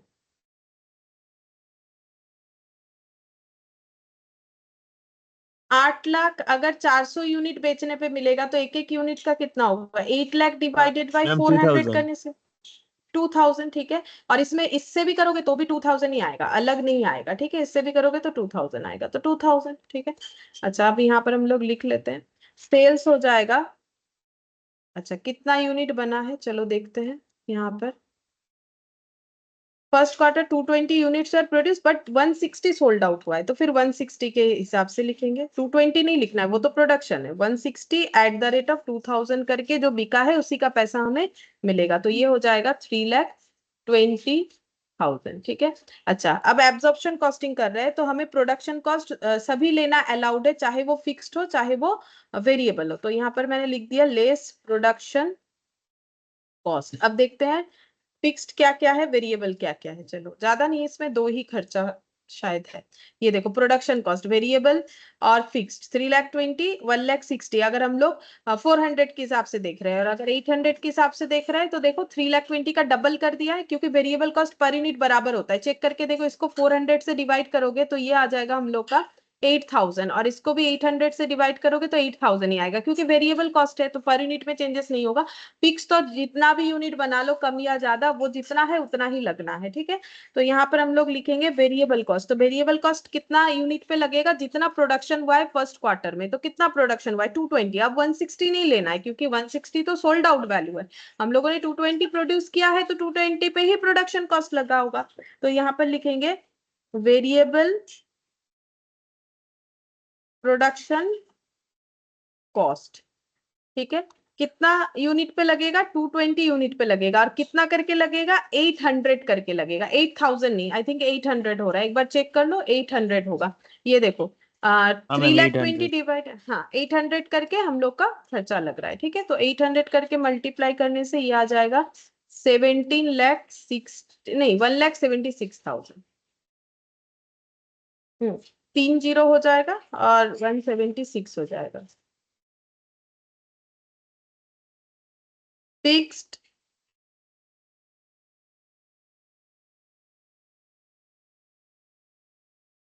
Fixed production overhead. ठीक है, फिक्स्ड प्रोडक्शन ओवरहेड कितना होगा वो भी हमें देखना पड़ेगा। वो हमें क्या करना पड़ेगा, एब्जॉर्ब करवाना पड़ेगा। तो एब्जॉर्प्शन रेट हम लोग पहले निकाल चुके हैं, तो अभी दोबारा ये नहीं लिखना पड़ेगा। 200 करके होगा, 200 इंटू कितना हो जाएगा 220 यानी 44,000। ठीक है, तो यहाँ पर लिख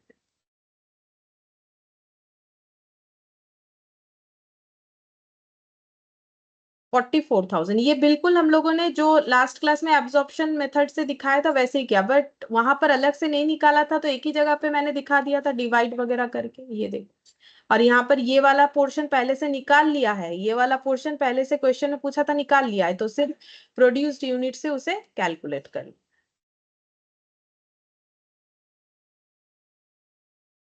ये देखो 44,000। ठीक है, अच्छा अब ये दोनों का टोटल कर लेते कितना होगा। मैम 2,20,000। अच्छा 2,20,000 ये आ गया।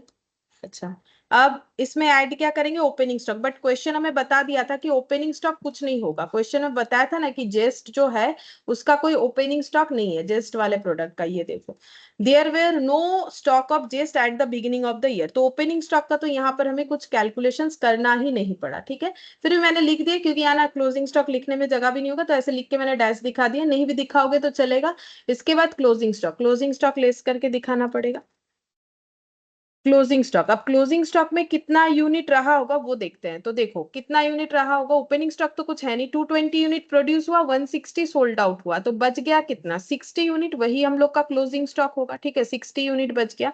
अब उसको कैसे निकालेंगे, प्रोराटा बेसिस पे। अब ये देखो 2,20,000 क्या है, ये है हम लोग का कॉस्ट ऑफ प्रोडक्शन, जिसमें वेरिएबल और फिक्स दोनों मिला हुआ है। तो 2,20,000 कितने यूनिट के लिए, 220 के लिए है, तो 60 के लिए कितना होगा, तो ऐसे हो जाएगा 2,20,000 डिवाइडेड बाई यहाँ पर 220 यूनिट, और जो क्लोजिंग स्टॉक है वो कितना है, वो है, ऐसे लिख लो अगर नहीं याद रहेगा, 220 माइनस, ये देखो 220 माइनस 160, ये प्रोड्यूस्ड, ये सोल्ड आउट, तो बचा हुआ अमाउंट हम लोग का क्लोजिंग स्टॉक। तो 2,20,000 ये 100 हो जाएगा, 100 इंटू 60, 60,000 हो जाएगा। देखो ये 100 इंटू 60, 60,000, ये लेस हो जाएगा।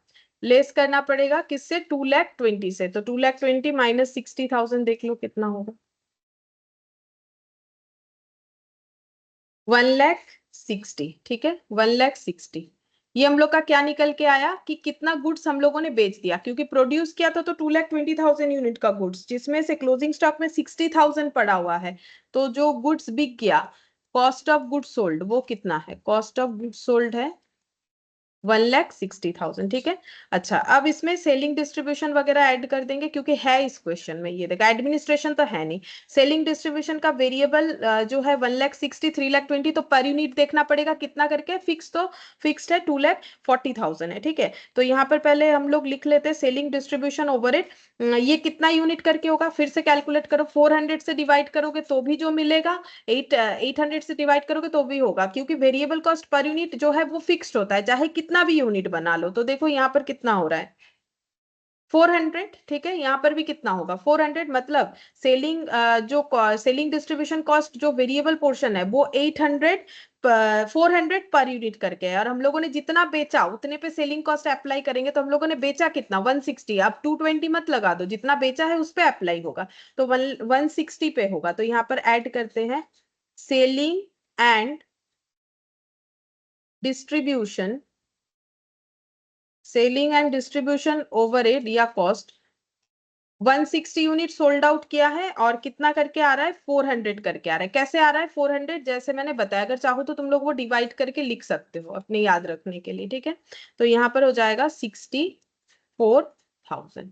अब ऐड करेंगे सेलिंग डिस्ट्रीब्यूशन का फिक्स्ड पोर्शन, तो फिक्स्ड पोर्शन का कितना वैल्यू होगा, तो फिक्स्ड पोर्शन हमें क्या करना पड़ेगा वो देखते हैं, देखो कितना है, लिख लेते हैं पहले सेलिंग एंड डिस्ट्रीब्यूशन,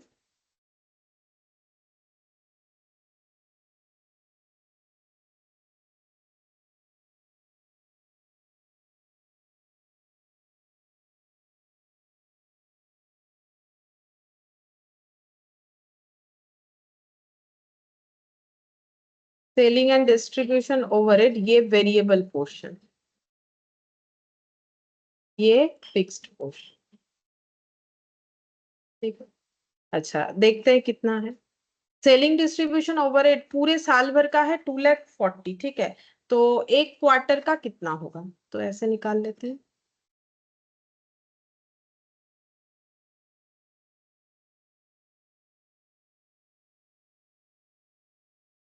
60,000, ठीक है। अब देखते हैं टोटल कितना आएगा, 1,60,000 प्लस 60 प्लस 64, 2,84,000, 2,84,000, ठीक है। ये क्या आ गया, कॉस्ट ऑफ सेल्स।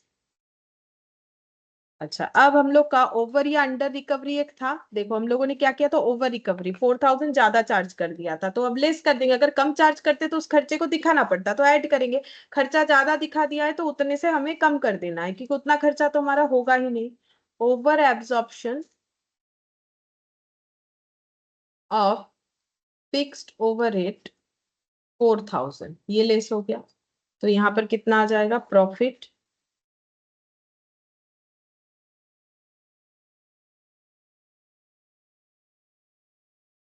अच्छा प्रॉफिट तो बाद में निकालेंगे, पहले ये कितना आ रहा है देखते हैं। ये आ जाएगा 2,80,000। अब हम लोग निकालेंगे प्रॉफिट। प्रॉफिट आ जाएगा सेल्स माइनस ये कॉस्ट करके, ठीक है, टोटल कॉस्ट जो आया 2,80,000। तो सेल्स कितना आया, सेल्स आया हम लोग का 3,20,000, 3,20,000 minus 2,80,000,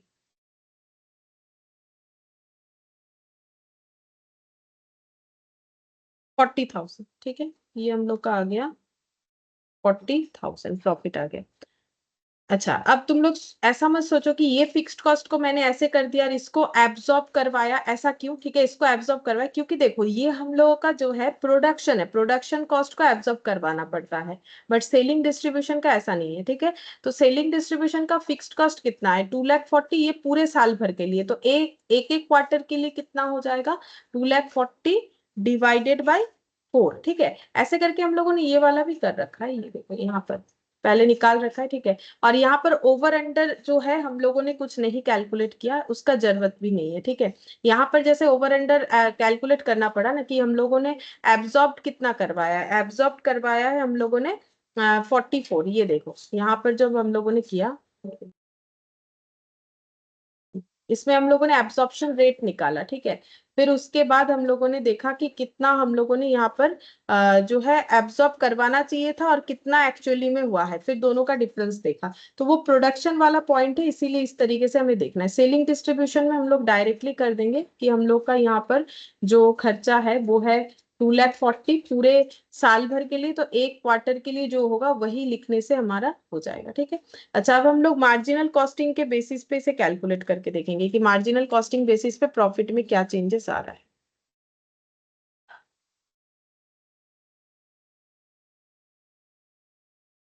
profit as per marginal costing, sales, sales तो उतना ही होगा, 160 यूनिट सोल्ड आउट हुआ है, ठीक है, एट द रेट ऑफ 2,000। जो एब्जॉर्प्शन कॉस्टिंग में सेल्स आएगा वही वाला हम लोग का यहाँ पर भी आएगा, ये देखो सेम आएगा, सेल्स में थोड़ी ना कोई डिफरेंस होगा, 3,20,000।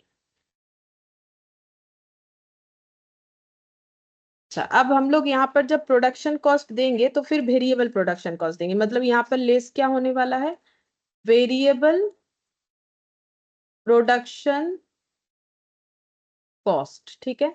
अच्छा सबसे पहले वेरिएबल वाला लेते हैं, वेरिएबल कॉस्ट, वेरिएबल कॉस्ट कितना होगा, जितना हम लोग का एब्सॉर्प्शन में हुआ था उतना ही होगा, ये देखो ये वाला 220 इंटू 800, 220 यूनिट प्रोड्यूस हुआ था और 800 पर यूनिट करके हम लोग का कॉस्ट आया था, वो कैसे आया था हम लोगों ने डिवाइड करके अभी निकाला ना,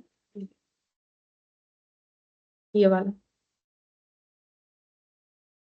एट द रेट ऑफ 800, तो ये हो जाएगा 1,76,000। अच्छा अब वेरिएबल और कुछ है नहीं तो, और क्लोज, अब ओपनिंग स्टॉक जो है इस क्वेश्चन में है नहीं, तो इसके बाद क्लोजिंग स्टॉक को लेस कर देंगे, क्लोजिंग स्टॉक। तो क्लोजिंग स्टॉक कितना हो जाएगा 1,76,000, यही तो मेरा अभी तक का कॉस्ट ऑफ प्रोडक्शन है, ये कितने यूनिट के लिए 220 यूनिट के लिए है, और क्लोजिंग स्टॉक में कितना यूनिट है 60, ठीक है। तो 800 इंटू 60 होगा, मतलब 48,000, ये माइनस करने से आ जाएगा 1,28,000, ठीक है। ये हो गया cost of goods sold, variable portion, यहाँ पर चाहो तो लिख सकते हैं variable cost of goods sold, ठीक है। फिर क्या ऐड होगा, चलो देखते हैं यहाँ पर क्या ऐड किया था वही ऐड होगा। देखो यहाँ पर सेल्स जैसा था लिख दिया, वेरिएबल लिखेंगे, फिक्स्ड वाला नहीं लिखेंगे, ओपनिंग तो था ही नहीं, क्लोजिंग कैलकुलेट कर लिया, अब लिखेंगे सेलिंग डिस्ट्रीब्यूशन का वेरिएबल पोर्शन जो कि 64,000 आएगा, यहाँ पर भी variable selling and distribution 160 at the rate of 400 करके, तो ये आ जाएगा 64,000, ठीक है। तो यहाँ पर आ जाएगा cost of sales, cost of sales आ गया 1,92,000, ठीक है। अच्छा, अब नेक्स्ट हम लोग क्या निकालेंगे? नेक्स्ट हम लोग निकालेंगे कंट्रीब्यूशन, क्योंकि इसमें तो फिक्स्ड देने वाला कोई पोर्शन है नहीं। ये देखो, इसके साथ कंपेयर करो, इसके बाद फिक्स्ड आ गया ना, जो हमें देना नहीं है। अच्छा, अब हम लोग क्या करेंगे? कंट्रीब्यूशन निकालेंगे। कंट्रीब्यूशन हो जाएगा। अब देखो, ओवर अंडर वाला ना यहाँ पर ही आता है, एब्जॉर्प्शन में, मार्जिनल में नहीं आता है। क्यों नहीं आता है? क्योंकि जब फिक्स्ड कॉस्ट एब्जॉर्ब करवाना ही नहीं है यहाँ पर, तो फिर इसमें ओवर अंडर का तो कोई सवाल ही नहीं है। तो मैंने जो तुम लोगों को फॉर्मेट दिखाया, तो वहां पर भी तुम लोग देख सकते हो कि ओवर या अंडर एब्जॉर्प्शन सिर्फ मैंने इस वाले मेथड के लिए बोला था। ये देखो, एब्जॉर्प्शन वाले मेथड के लिए बोल रखा है, ठीक है, यहाँ पर नहीं बोला है। यहाँ पर हो ही नहीं सकता है, क्योंकि जब फिक्स्ड कॉस्ट ही नहीं होगा तो ओवर अंडर कैसे आएगा? अच्छा, contribution sales minus variable cost, मतलब 3,20,000 माइनस 1,92,000। तो 3,20,000 माइनस 1,92,000 देखते हैं कितना आएगा।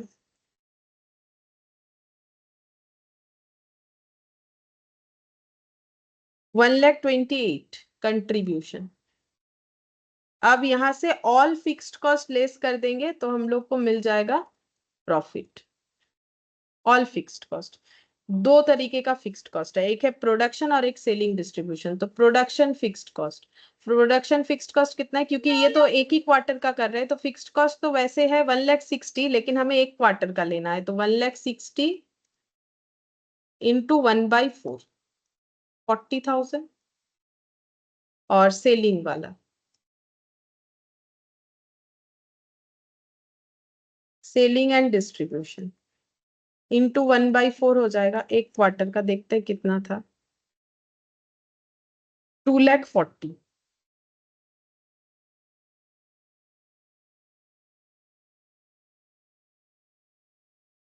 अच्छा, 1,28,000 से फिक्स्ड कॉस्ट लेस करना है, माइनस 40,000 और माइनस 60,000, तो प्रॉफिट मिल जाएगा। प्रॉफिट हो गया 28,000।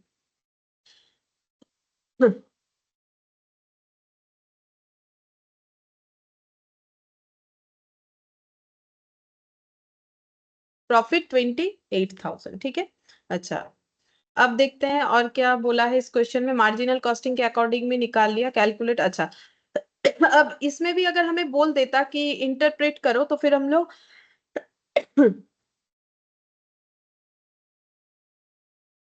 अच्छा, यहाँ तो बोला नहीं है, चाहो तो एक्चुअली सॉरी, देखो, एक्चुअली हम बोल रहे हैं कि अगर रिकंसिलिएशन चाहो तो यहाँ पर भी तुम लोग करके दिखा सकते हो, बट क्वेश्चन में बोला नहीं है तो जरूरत नहीं है। ये देखो, ये वाला बोल रहे हैं।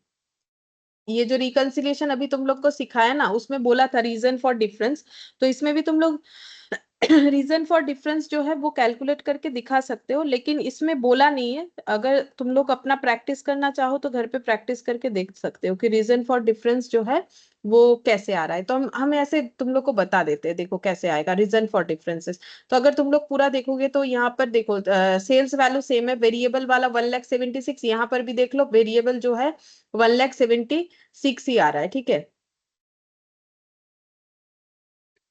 ये देखो, 1,76,000 क्लोजिंग स्टॉक का डिफरेंस है। चलो हम एक करके दिखा देते हैं, किया हुआ नहीं है तो क्या हुआ। चलो, रीजन फॉर डिफरेंस देखो कैसे बनेगा, रीजन फॉर डिफरेंस, ठीक है। तो यहाँ पर हम लोग को स्टार्टिंग पॉइंट रखना पड़ेगा, तो हम लोग देखते हैं प्रॉफिट एज पर। अब दूसरा वाला करके दिखाते, मार्जिनल कॉस्टिंग के अकॉर्डिंग प्रॉफिट लिख के दिखाते। मार्जिनल कॉस्टिंग के अकॉर्डिंग प्रॉफिट है 28,000, तो मुझे एब्जॉर्प्शन कॉस्टिंग के अकॉर्डिंग सोचना पड़ेगा। तब यहाँ पर एडलेस करेंगे तो जो है रिकंसाइल हो जाएगा। अच्छा, तो डिफरेंसेस कहाँ कहाँ दिखेगा? ओपनिंग और क्लोजिंग स्टॉक के अलावा कहीं पर भी डिफरेंसेस नहीं दिखेगा। ओपनिंग स्टॉक तो इस क्वेश्चन में था ही नहीं, ठीक है। तो क्या था? सिर्फ और सिर्फ जो है हम लोग का डिफरेंस आएगा क्लोजिंग स्टॉक में, ठीक है। चलो, तो क्लोजिंग स्टॉक में देखते हैं। क्लोजिंग स्टॉक में यहाँ पर क्लोजिंग स्टॉक है 60,000। यहाँ पर लिखते हैं, देखो, एब्जॉर्प्शन कॉस्टिंग में है क्लोजिंग स्टॉक 60,000। क्या है? Closing stock. और मार्जिनल में है क्लोजिंग स्टॉक 48,000। 48,000 closing stock. और क्लोजिंग स्टॉक का क्या था? क्लोजिंग स्टॉक जिसका ज्यादा प्रॉफिट उसका ज्यादा, क्लोजिंग स्टॉक जिसका कम प्रॉफिट उसका उतना कम, ठीक है। तो डिफरेंसेस कितना आ रहा है? 12,000, ठीक है। तो 12,000 का प्रॉफिट जो है कम आएगा किसका, मार्जिनल कॉस्टिंग। लेकिन हम लोगों ने स्टार्टिंग पॉइंट मार्जिनल रखा है तो हमें एब्जॉर्प्शन की तरह सोचना चाहिए। तो एब्जॉर्प्शन की तरह सोचना है तो हमें 48,000 एब्जॉर्प्शन कॉस्टिंग में प्रॉफिट हमारा ज्यादा दिख रहा है, तो हम लोग उसे ऐड करके दिखाएंगे, ठीक है। तो यहाँ पर ऐड कर देंगे। यहाँ पर हो जाएगा, देखो, over valuation of closing stock in absorption costing, ठीक है, क्योंकि हम लोग मार्जिनल कॉस्टिंग के हिसाब से लिख रहे हैं। तो एब्जॉर्प्शन कॉस्टिंग का क्या सिचुएशन है, एब्जॉर्प्शन कॉस्टिंग में क्लोजिंग स्टॉक ओवर वैल्यूड है कितने से, 12,000 से। तो अब ऐड करके देखते हैं कितना प्रॉफिट आ रहा है, 40,000 प्रॉफिट आना चाहिए, ठीक है। प्रॉफिट एज पर जो है एब्जॉर्प्शन कॉस्टिंग, चेक कर लो, profit as per absorption costing हम लोग का 40,000 ही आया हुआ है, हो गया रिकंसिलिएशन, ठीक है। एक लाइन का था, ये भी बताया मैंने, profit as per absorption costing, ठीक है।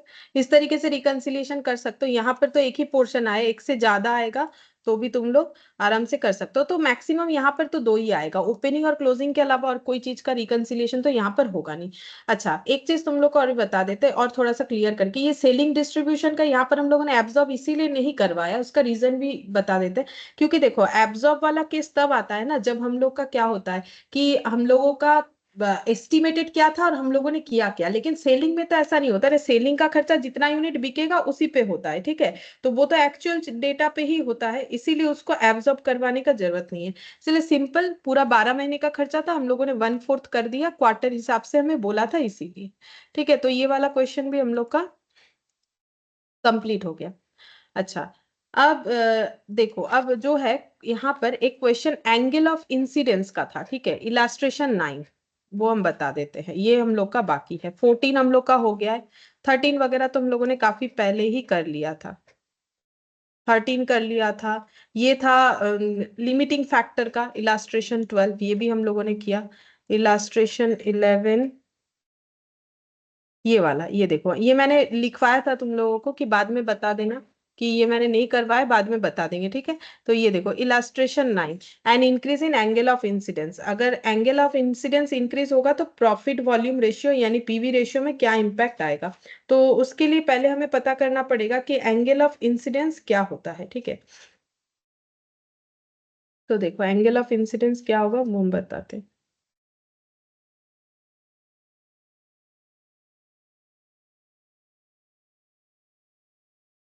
एंगल ऑफ इंसिडेंस, ये पूछ लेता है कभी कभी हमें theoretically. angle where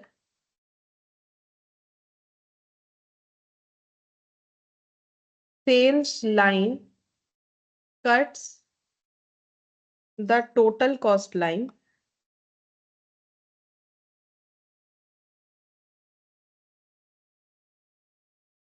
this indicates profit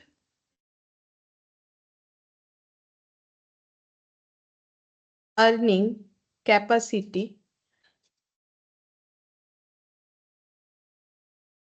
are large or narrow depending upon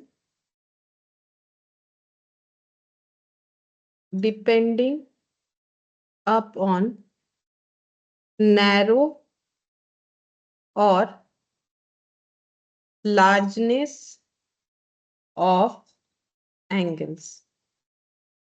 समझा देते हैं, ठीक है, ये तो लिखा हुआ है, हम समझा देते हैं। देखो, उसके लिए हमें ब्रेक इवन चार्ट के बारे में पता होना चाहिए। अब देखो, हम ब्रेक इवन चार्ट दिखाते हैं, उसके बाद ये एंगल ऑफ इंसिडेंस वाला भी समझाएंगे तो समझ में। अच्छा, एंगल ऑफ इंसिडेंस के लिए यहाँ पर जगह रखते हैं, कैसे होगा पहले ना, हम नेक्स्ट पेज में ब्रेक इवन चार्ट क्या होता है वो हम थोड़ा सा ड्रॉ करके बताएंगे।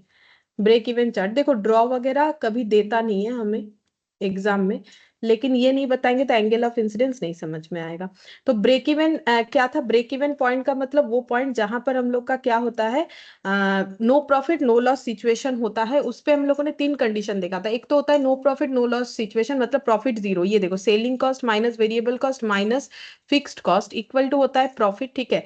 तो अगर हम लोग का यहाँ पर प्रॉफिट अगर जीरो निकल के आ रहा है, मान लो हम लोगों ने 100 रुपए का सेल किया, हम लोग का वेरिएबल कॉस्ट था मान लो 20 और फिक्स्ड कॉस्ट था 80, तो प्रॉफिट जीरो, ये हो गया break even point.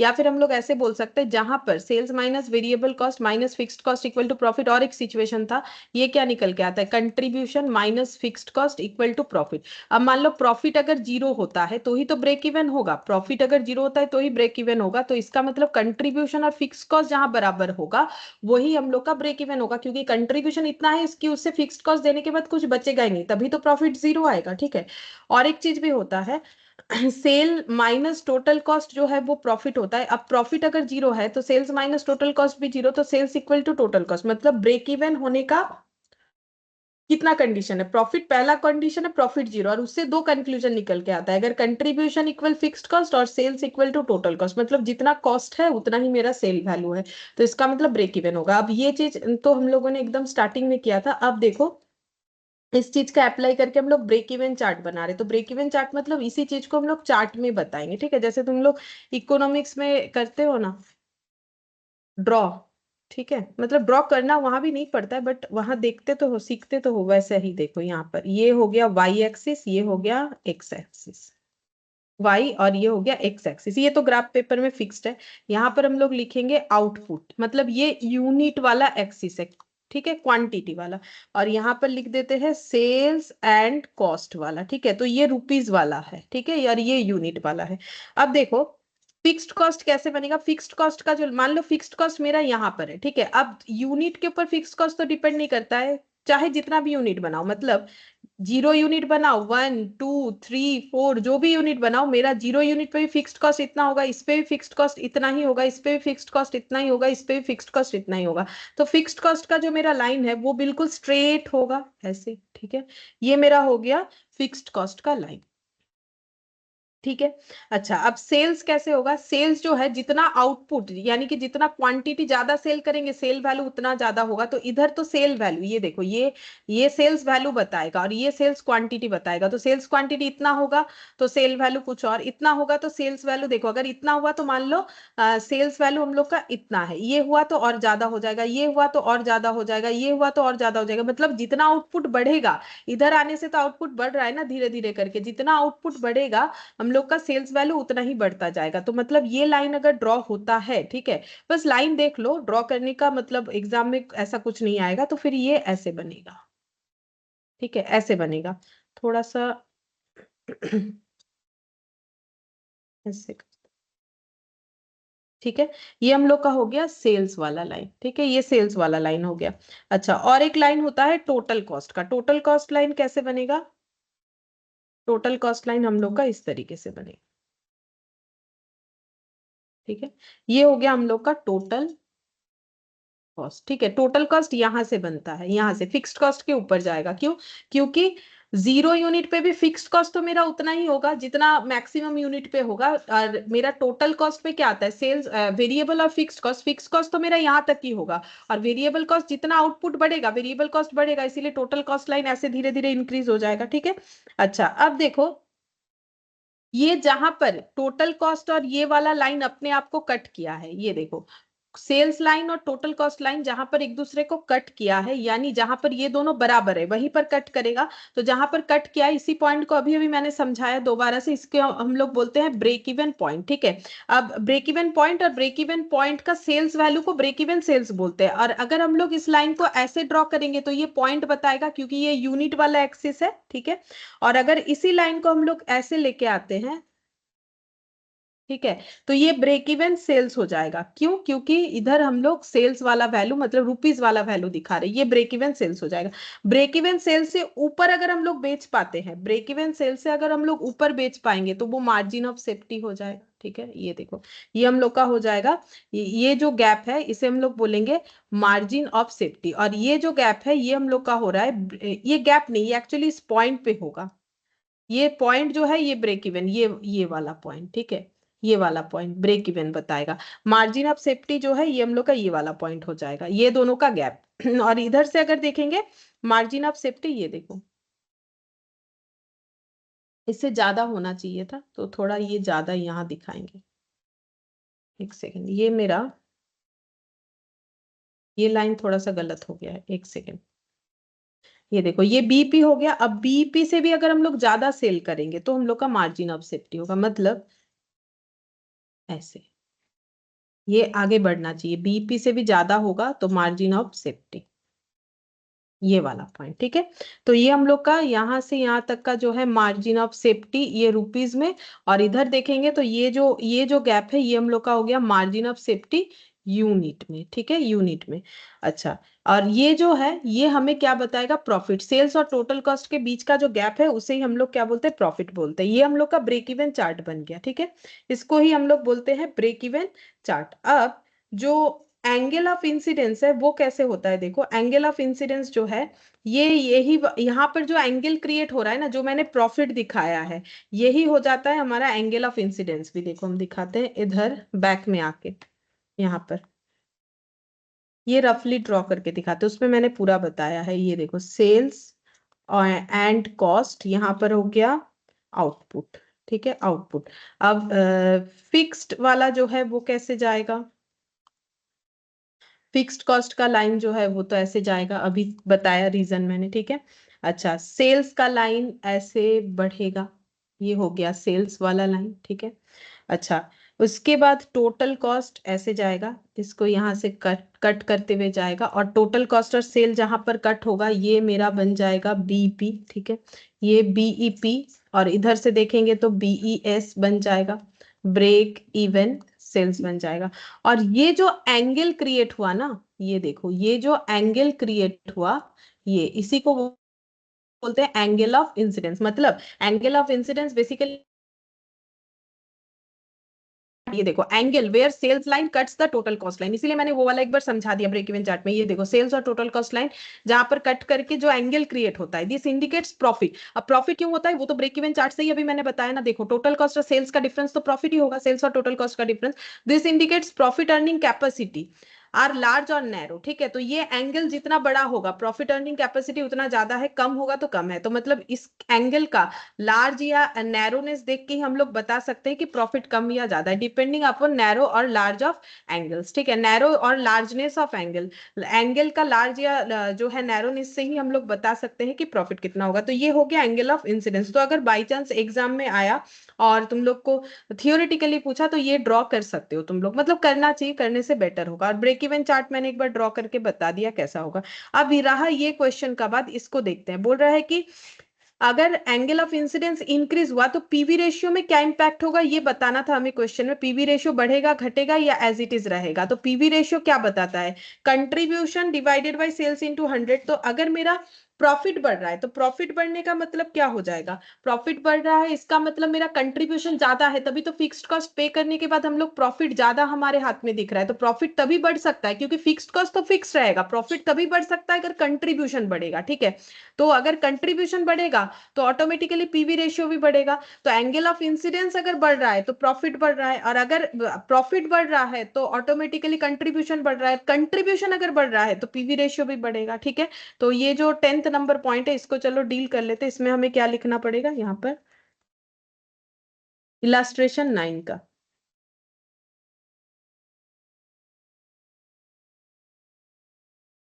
Angle of incidence is the angle at which sales line cut total cost line. If it is large, it indicates that profits are being at high rate. Hence, increase angle will increase PV ratio. अगर angle of incidence बढ़ेगा तो automatically PV ratio भी हम लोग का बढ़ जाएगा। ठीक है, अच्छा और एक ये हो गया, कंप्लीट हुआ। अब देखो एक और एक ग्राफ बताते हैं, ये कभी कभी एग्जाम में पूछ सकता है, प्रॉफिट ग्राफ कैसे ड्रॉ होता है। देखो प्रॉफिट ग्राफ कैसे ड्रॉ होगा, ये हो गया ग्राफ का मेन। ठीक है, अच्छा अब प्रॉफिट ग्राफ हम लोग कैसे ड्रॉ करेंगे, ये देखो अगर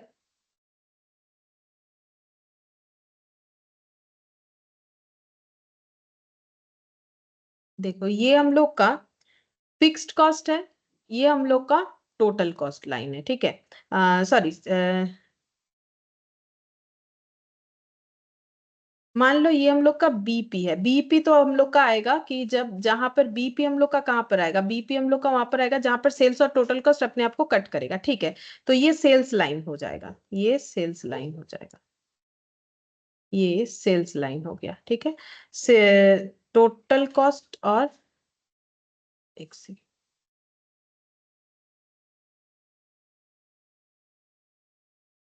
सेल्स और टोटल कॉस्ट अपने आप को कट करना चाहिए। ठीक है, तो ये हम लोग को सेल्स और टोटल कॉस्ट मानना पड़ेगा। रुको,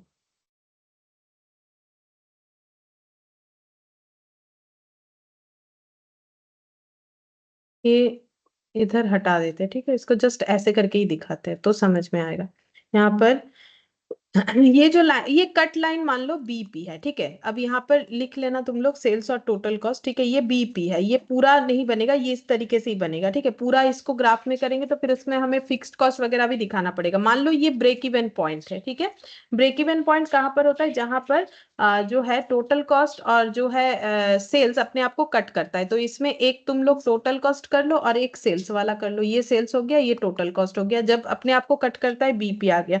अब बीपी तक का जो पोर्शन है, ये मैंने बीपी जब बताया था तब बोला था, ये देखो यहाँ पर बीपी के नीचे का जो पोर्शन है वो लॉस एरिया को डिफाइन करेगा। बीपी जो है वो नो प्रॉफिट नो लॉस को डिफाइन करेगा, नो प्रॉफिट नो लॉस को डिफाइन करेगा।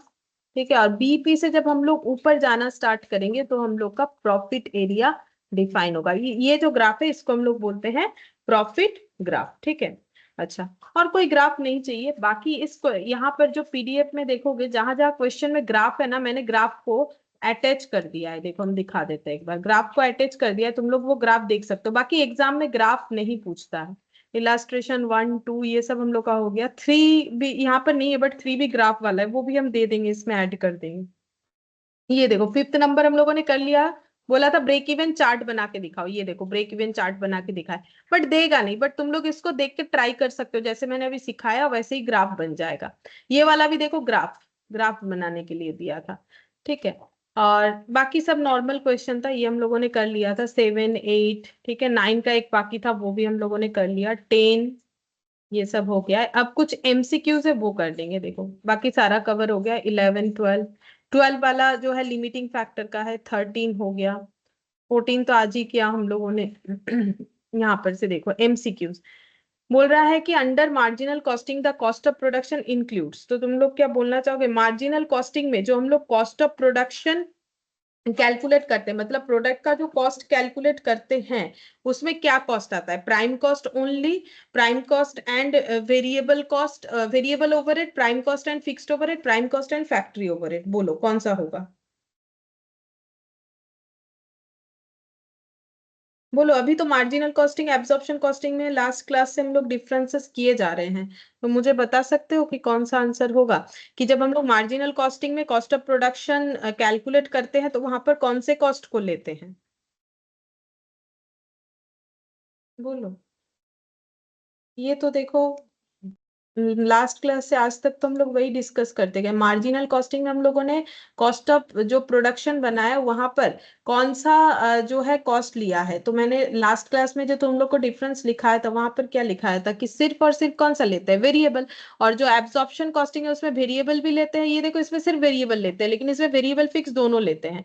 अब हम लोग की यहाँ पर जो क्वेश्चन है उसमें बोला है प्राइम कॉस्ट ओनली, तो प्राइम कॉस्ट में क्या क्या आता है, प्राइम कॉस्ट में आता है सारा variable portion, direct material, direct labour, direct expenses, ये सब मिलके होता है प्राइम कॉस्ट। तो प्राइम कॉस्ट में वेरिएबल चीजों को ही बताता है। ठीक है, और उसके बाद मतलब ये आंसर तो सही है, लेकिन यहाँ पर बोला है prime cost and variable overhead, ये सही है, ठीक है। तो अगर प्राइम कॉस्ट सही है लेकिन वेरिएबल ओवरहेड भी तो होगा, जब ये ऑप्शन है तो फिर हमें ऑप्शन भी देना पड़ेगा, ये क्यों देंगे?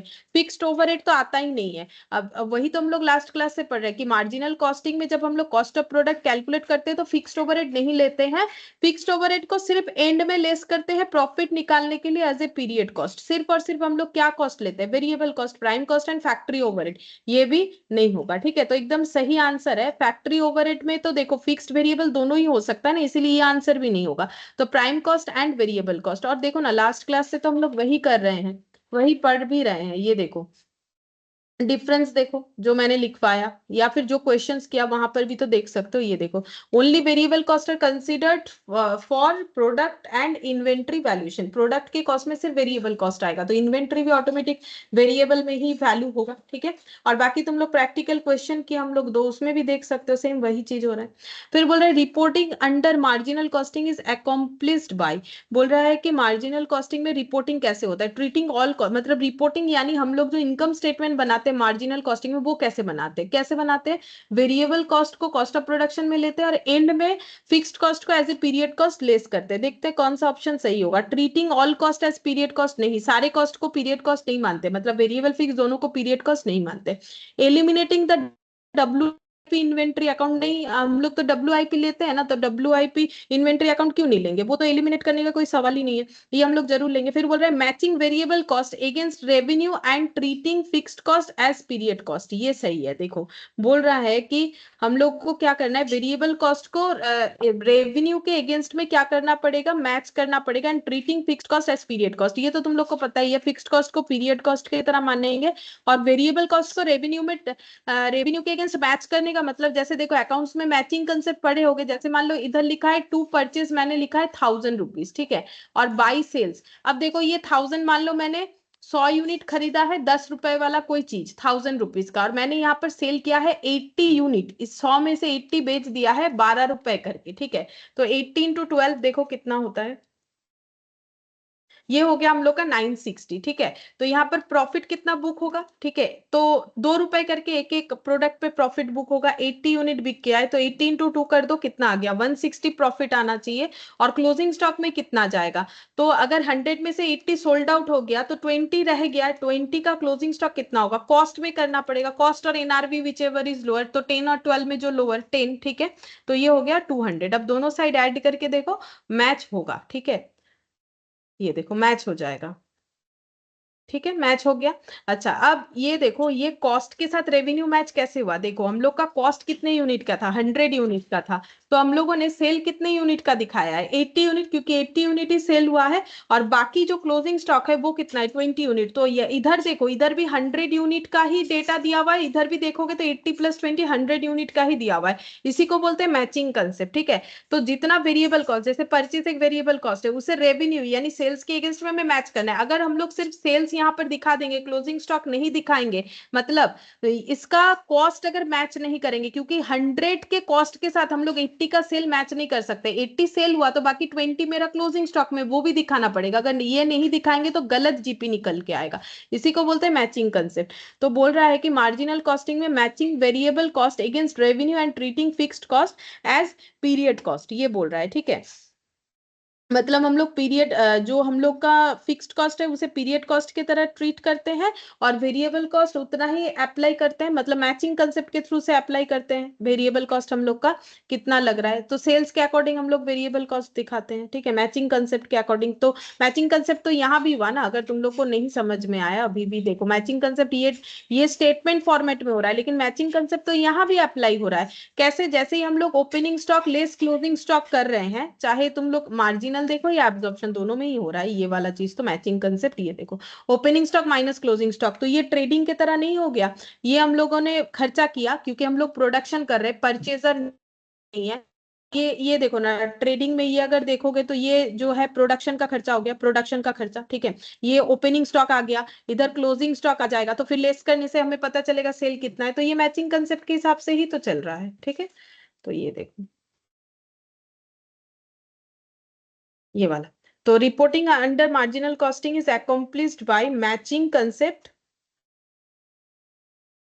Matching variable cost against revenue and treating fixed cost as period cost. ठीक है, तो ऑप्शन 2 का बी हो जाएगा। अच्छा, नेक्स्ट देखते हैं, रुको।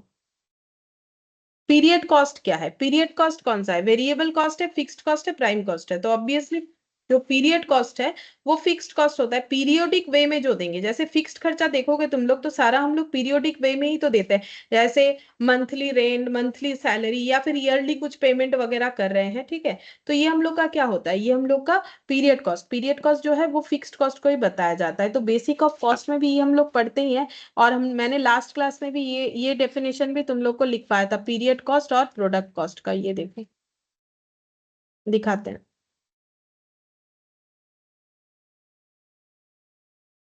ये देखो, the technique of marginal costing is based on the distinction between period and product. Only variable cost are treated as cost of, अच्छा पीरियड प्रोडक्शन यहाँ पर बोला नहीं था, बट हम ये बता देते, ये बोला था कैसे ट्रीट होता है, बट ये हम बता देते हैं। पीरियड कॉस्ट का मतलब जो कॉस्ट पीरियोडिकली हम लोग पे करेंगे, पीरियोडिकली मतलब टाइम वाइज, तो वो फिक्स्ड कॉस्ट ही होता है, जैसे रेंट का खर्चा, सैलरी का खर्चा, इंटरेस्ट का खर्चा। ठीक है, तो वो हो जाएगा। तो ये हम लोग का हो गया थर्ड नंबर का आंसर। ठीक है, अच्छा अब देखो थर्ड का आंसर हम लोग का बी हो गया।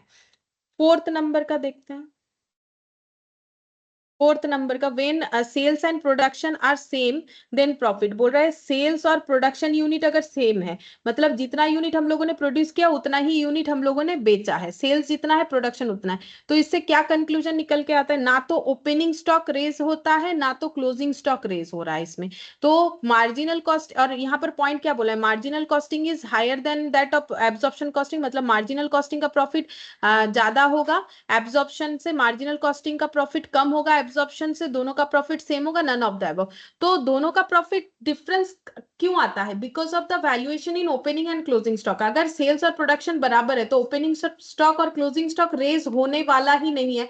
जब होने वाला नहीं है तो दोनों का प्रॉफिट हमें क्या दिखेगा? सेम दिखेगा। तो फोर्थ का आंसर क्या हो जाएगा? फोर्थ का आंसर सी हो जाएगा, दोनों में प्रॉफिट सेम आएगा। अगर मेरे क्वेश्चन में ओपनिंग क्लोजिंग है नहीं, क्योंकि रिकनसाइल करके तो हम लोगों ने देखा कि किस वजह से हम लोग का डिफरेंसेस आता है प्रॉफिट में, सिर्फ और सिर्फ ओपनिंग और क्लोजिंग स्टॉक के वैल्यूएशन के वजह से, क्योंकि एक में वेरिएबल और फिक्स दोनों आता है जो कि एब्जॉर्प्शन कॉस्टिंग, और एक में सिर्फ जो है वेरिएबल कॉस्ट आता है, मार्जिनल कॉस्टिंग। इसी वजह से डिफरेंस आता है। तो अगर ओपनिंग क्लोजिंग स्टॉक होगा ही नहीं तो हमारा पूरा क्वेश्चन का जो प्रॉफिट निकल के आएगा दोनों टेक्निक से सेम निकल के आएगा। ठीक है, फिर बोल रहा है व्हेन सेल एक्सीड प्रोडक्शन, अगर सेल्स जो है वो प्रोडक्शन से ज्यादा है। ठीक है, ये कब हो सकता है? सेल्स हम लोगों ने प्रोडक्शन से ज्यादा कर दिया, यानी हमारे पास ओपनिंग स्टॉक रहा होगा, तभी तो हम लोगों ने जितना प्रोड्यूस किया उससे ज्यादा बेच दिया। जैसे मैंने 100 यूनिट बनाया और 120 यूनिट बेच दिया, ये कैसे पॉसिबल है? तो 20 यूनिट पहले से मेरे पास था।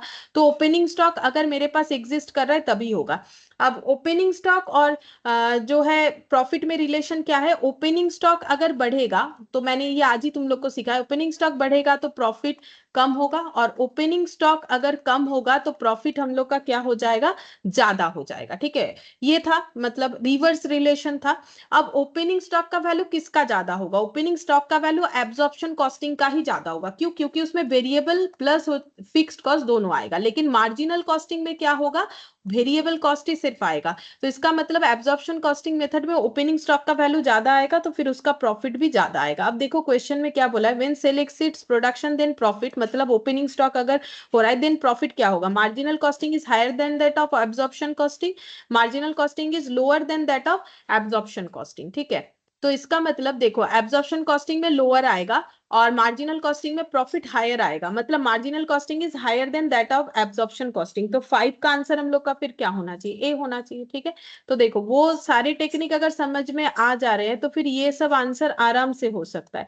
फिर यहाँ पर नेक्स्ट दिया था इक्वल, तो इक्वल होने का तो कोई सवाल ही नहीं। इक्वल तो अगर ओपनिंग स्टॉक एग्जिस्ट कर रहा है इक्वल नहीं हो सकता है। ठीक है, फिर 6 नंबर में देखो क्या बोल रहा है, the main difference between marginal costing and absorption costing is regarding the treatment of prime cost, fixed overhead, direct material, variable overhead. Fixed overhead, ठीक है, क्योंकि मार्जिनल और एब्जॉर्प्शन में डिफरेंस क्या हो जाता है? एब्जॉर्प्शन में फिक्स्ड और वेरिएबल दोनों आता है, इसमें सिर्फ वेरिएबल आता है प्रोडक्ट के कॉस्ट को कैलकुलेट करने के लिए, प्रोडक्ट के कॉस्ट को कैलकुलेट करने के लिए। तो इसका मतलब हम लोग का 6 का आंसर क्या हो जाएगा? बी हो जाएगा। अच्छा, अब 7th नंबर में देखो, अंडर प्रॉफिट वॉल्यूम रेशियो, मतलब PV ratio, the term profit, profit का मतलब क्या होता है? यहाँ पर देखो जब हम लोग पीवी रेशियो कैलकुलेट करते हैं तो प्रॉफिट का मतलब कंट्रीब्यूशन होता है, तो वही आंसर होना चाहिए। तो देखो कहाँ कंट्रीब्यूशन है, ये वाला। तो ऑप्शन क्या हो जाएगा, 7 का सी हो जाएगा। देखो यहाँ पर बोला है sale proceeds in excess of total cost, मतलब सेल्स माइनस टोटल कॉस्ट करेंगे तो प्रॉफिट आएगा। लेकिन हम लोग को पता है नाम प्रॉफिट वॉल्यूम रेशियो है, लेकिन जब हम लोग ये कैलकुलेट करते हैं तो कंट्रीब्यूशन बाय सेल्स करते हैं, प्रॉफिट नहीं लेते, तो ये वाला पॉइंट नहीं होगा।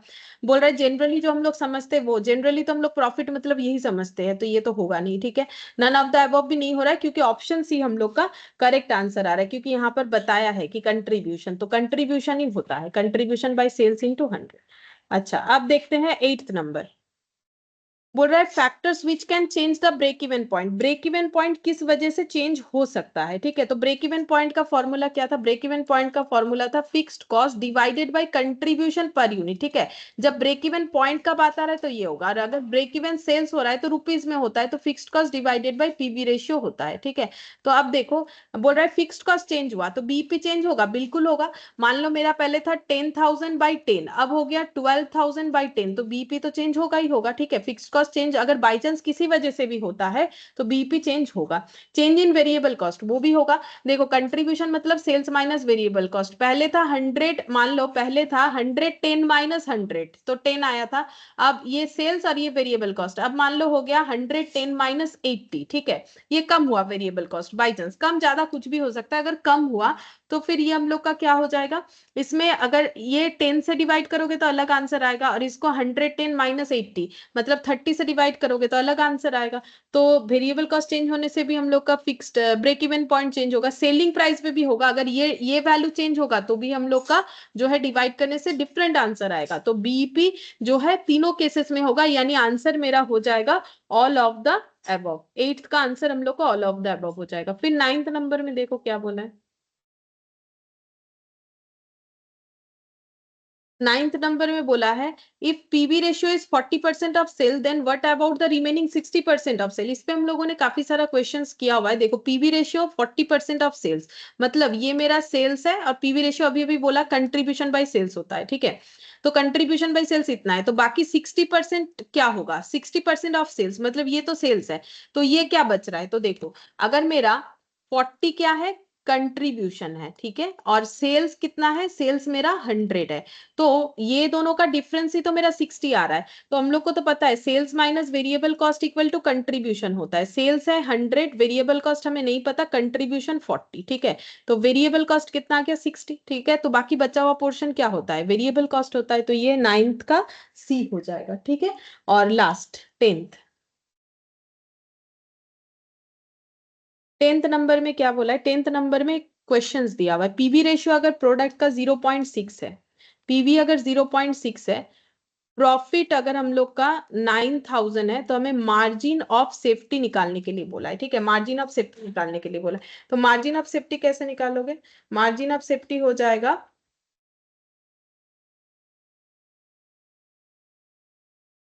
देखो 9,000 डिवाइडेड बाई 0.6। ठीक है, मतलब देखो अगर 60% मेरा कंट्रीब्यूशन है और तो प्रॉफिट 9,000 निकल के आ रहा है। मार्जिन ऑफ सेफ्टी का मतलब क्या होता है, actual sales minus break even sales. ठीक है, इसका अलग अलग फॉर्मूला भी मैंने लिखवाया था, जिसमें ये एक फॉर्मूला भी था, profit divided by PV ratio करोगे तो मार्जिन ऑफ सेफ्टी निकल के आ जाएगा। ठीक है, तो 9,000 डिवाइडेड बाई 0.6 करके देख लो कितना आ रहा है, तो 15,000। ठीक है, 15,000 हो गया, मतलब ये वाला ऑप्शन बी। ठीक है, तो ये हम लोग का हो गया मार्जिन ऑफ सेफ्टी। बाकी तुम लोग इसको अलग अलग तरीके से भी निकाल के देख सकते हो। देखो पीवी रेशियो का मतलब क्या होता है, कंट्रीब्यूशन बाय सेल्स इनटू 100। ठीक है, तो 0.6 का मतलब देखो 60 बाई 100 हो गया ना, और प्रॉफिट जो है वो 9,000 है, तो कंट्रीब्यूशन बोल रहा है कि 60% ऑफ सेल्स है और प्रॉफिट 9,000 है, तो हम लोग को मार्जिन ऑफ सेफ्टी निकालने बोला है। तो एक्चुअल सेल्स हम लोग निकाल सकते हैं। देखो कंट्रीब्यूशन इससे निकालना थोड़ा सा मुश्किल होगा, इसके लिए फिक्स्ड कॉस्ट चाहिए होगा, यही फॉर्मूले से निकल सकता है,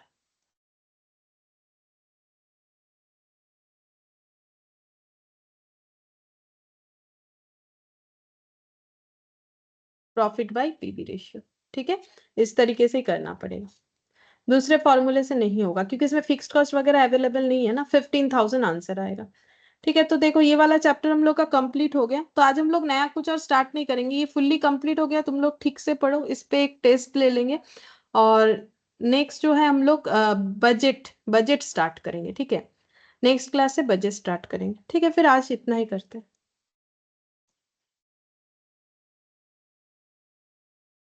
thank you ma'am. Bye ma'am. ठीक है, bye thank you ma'am. Bye.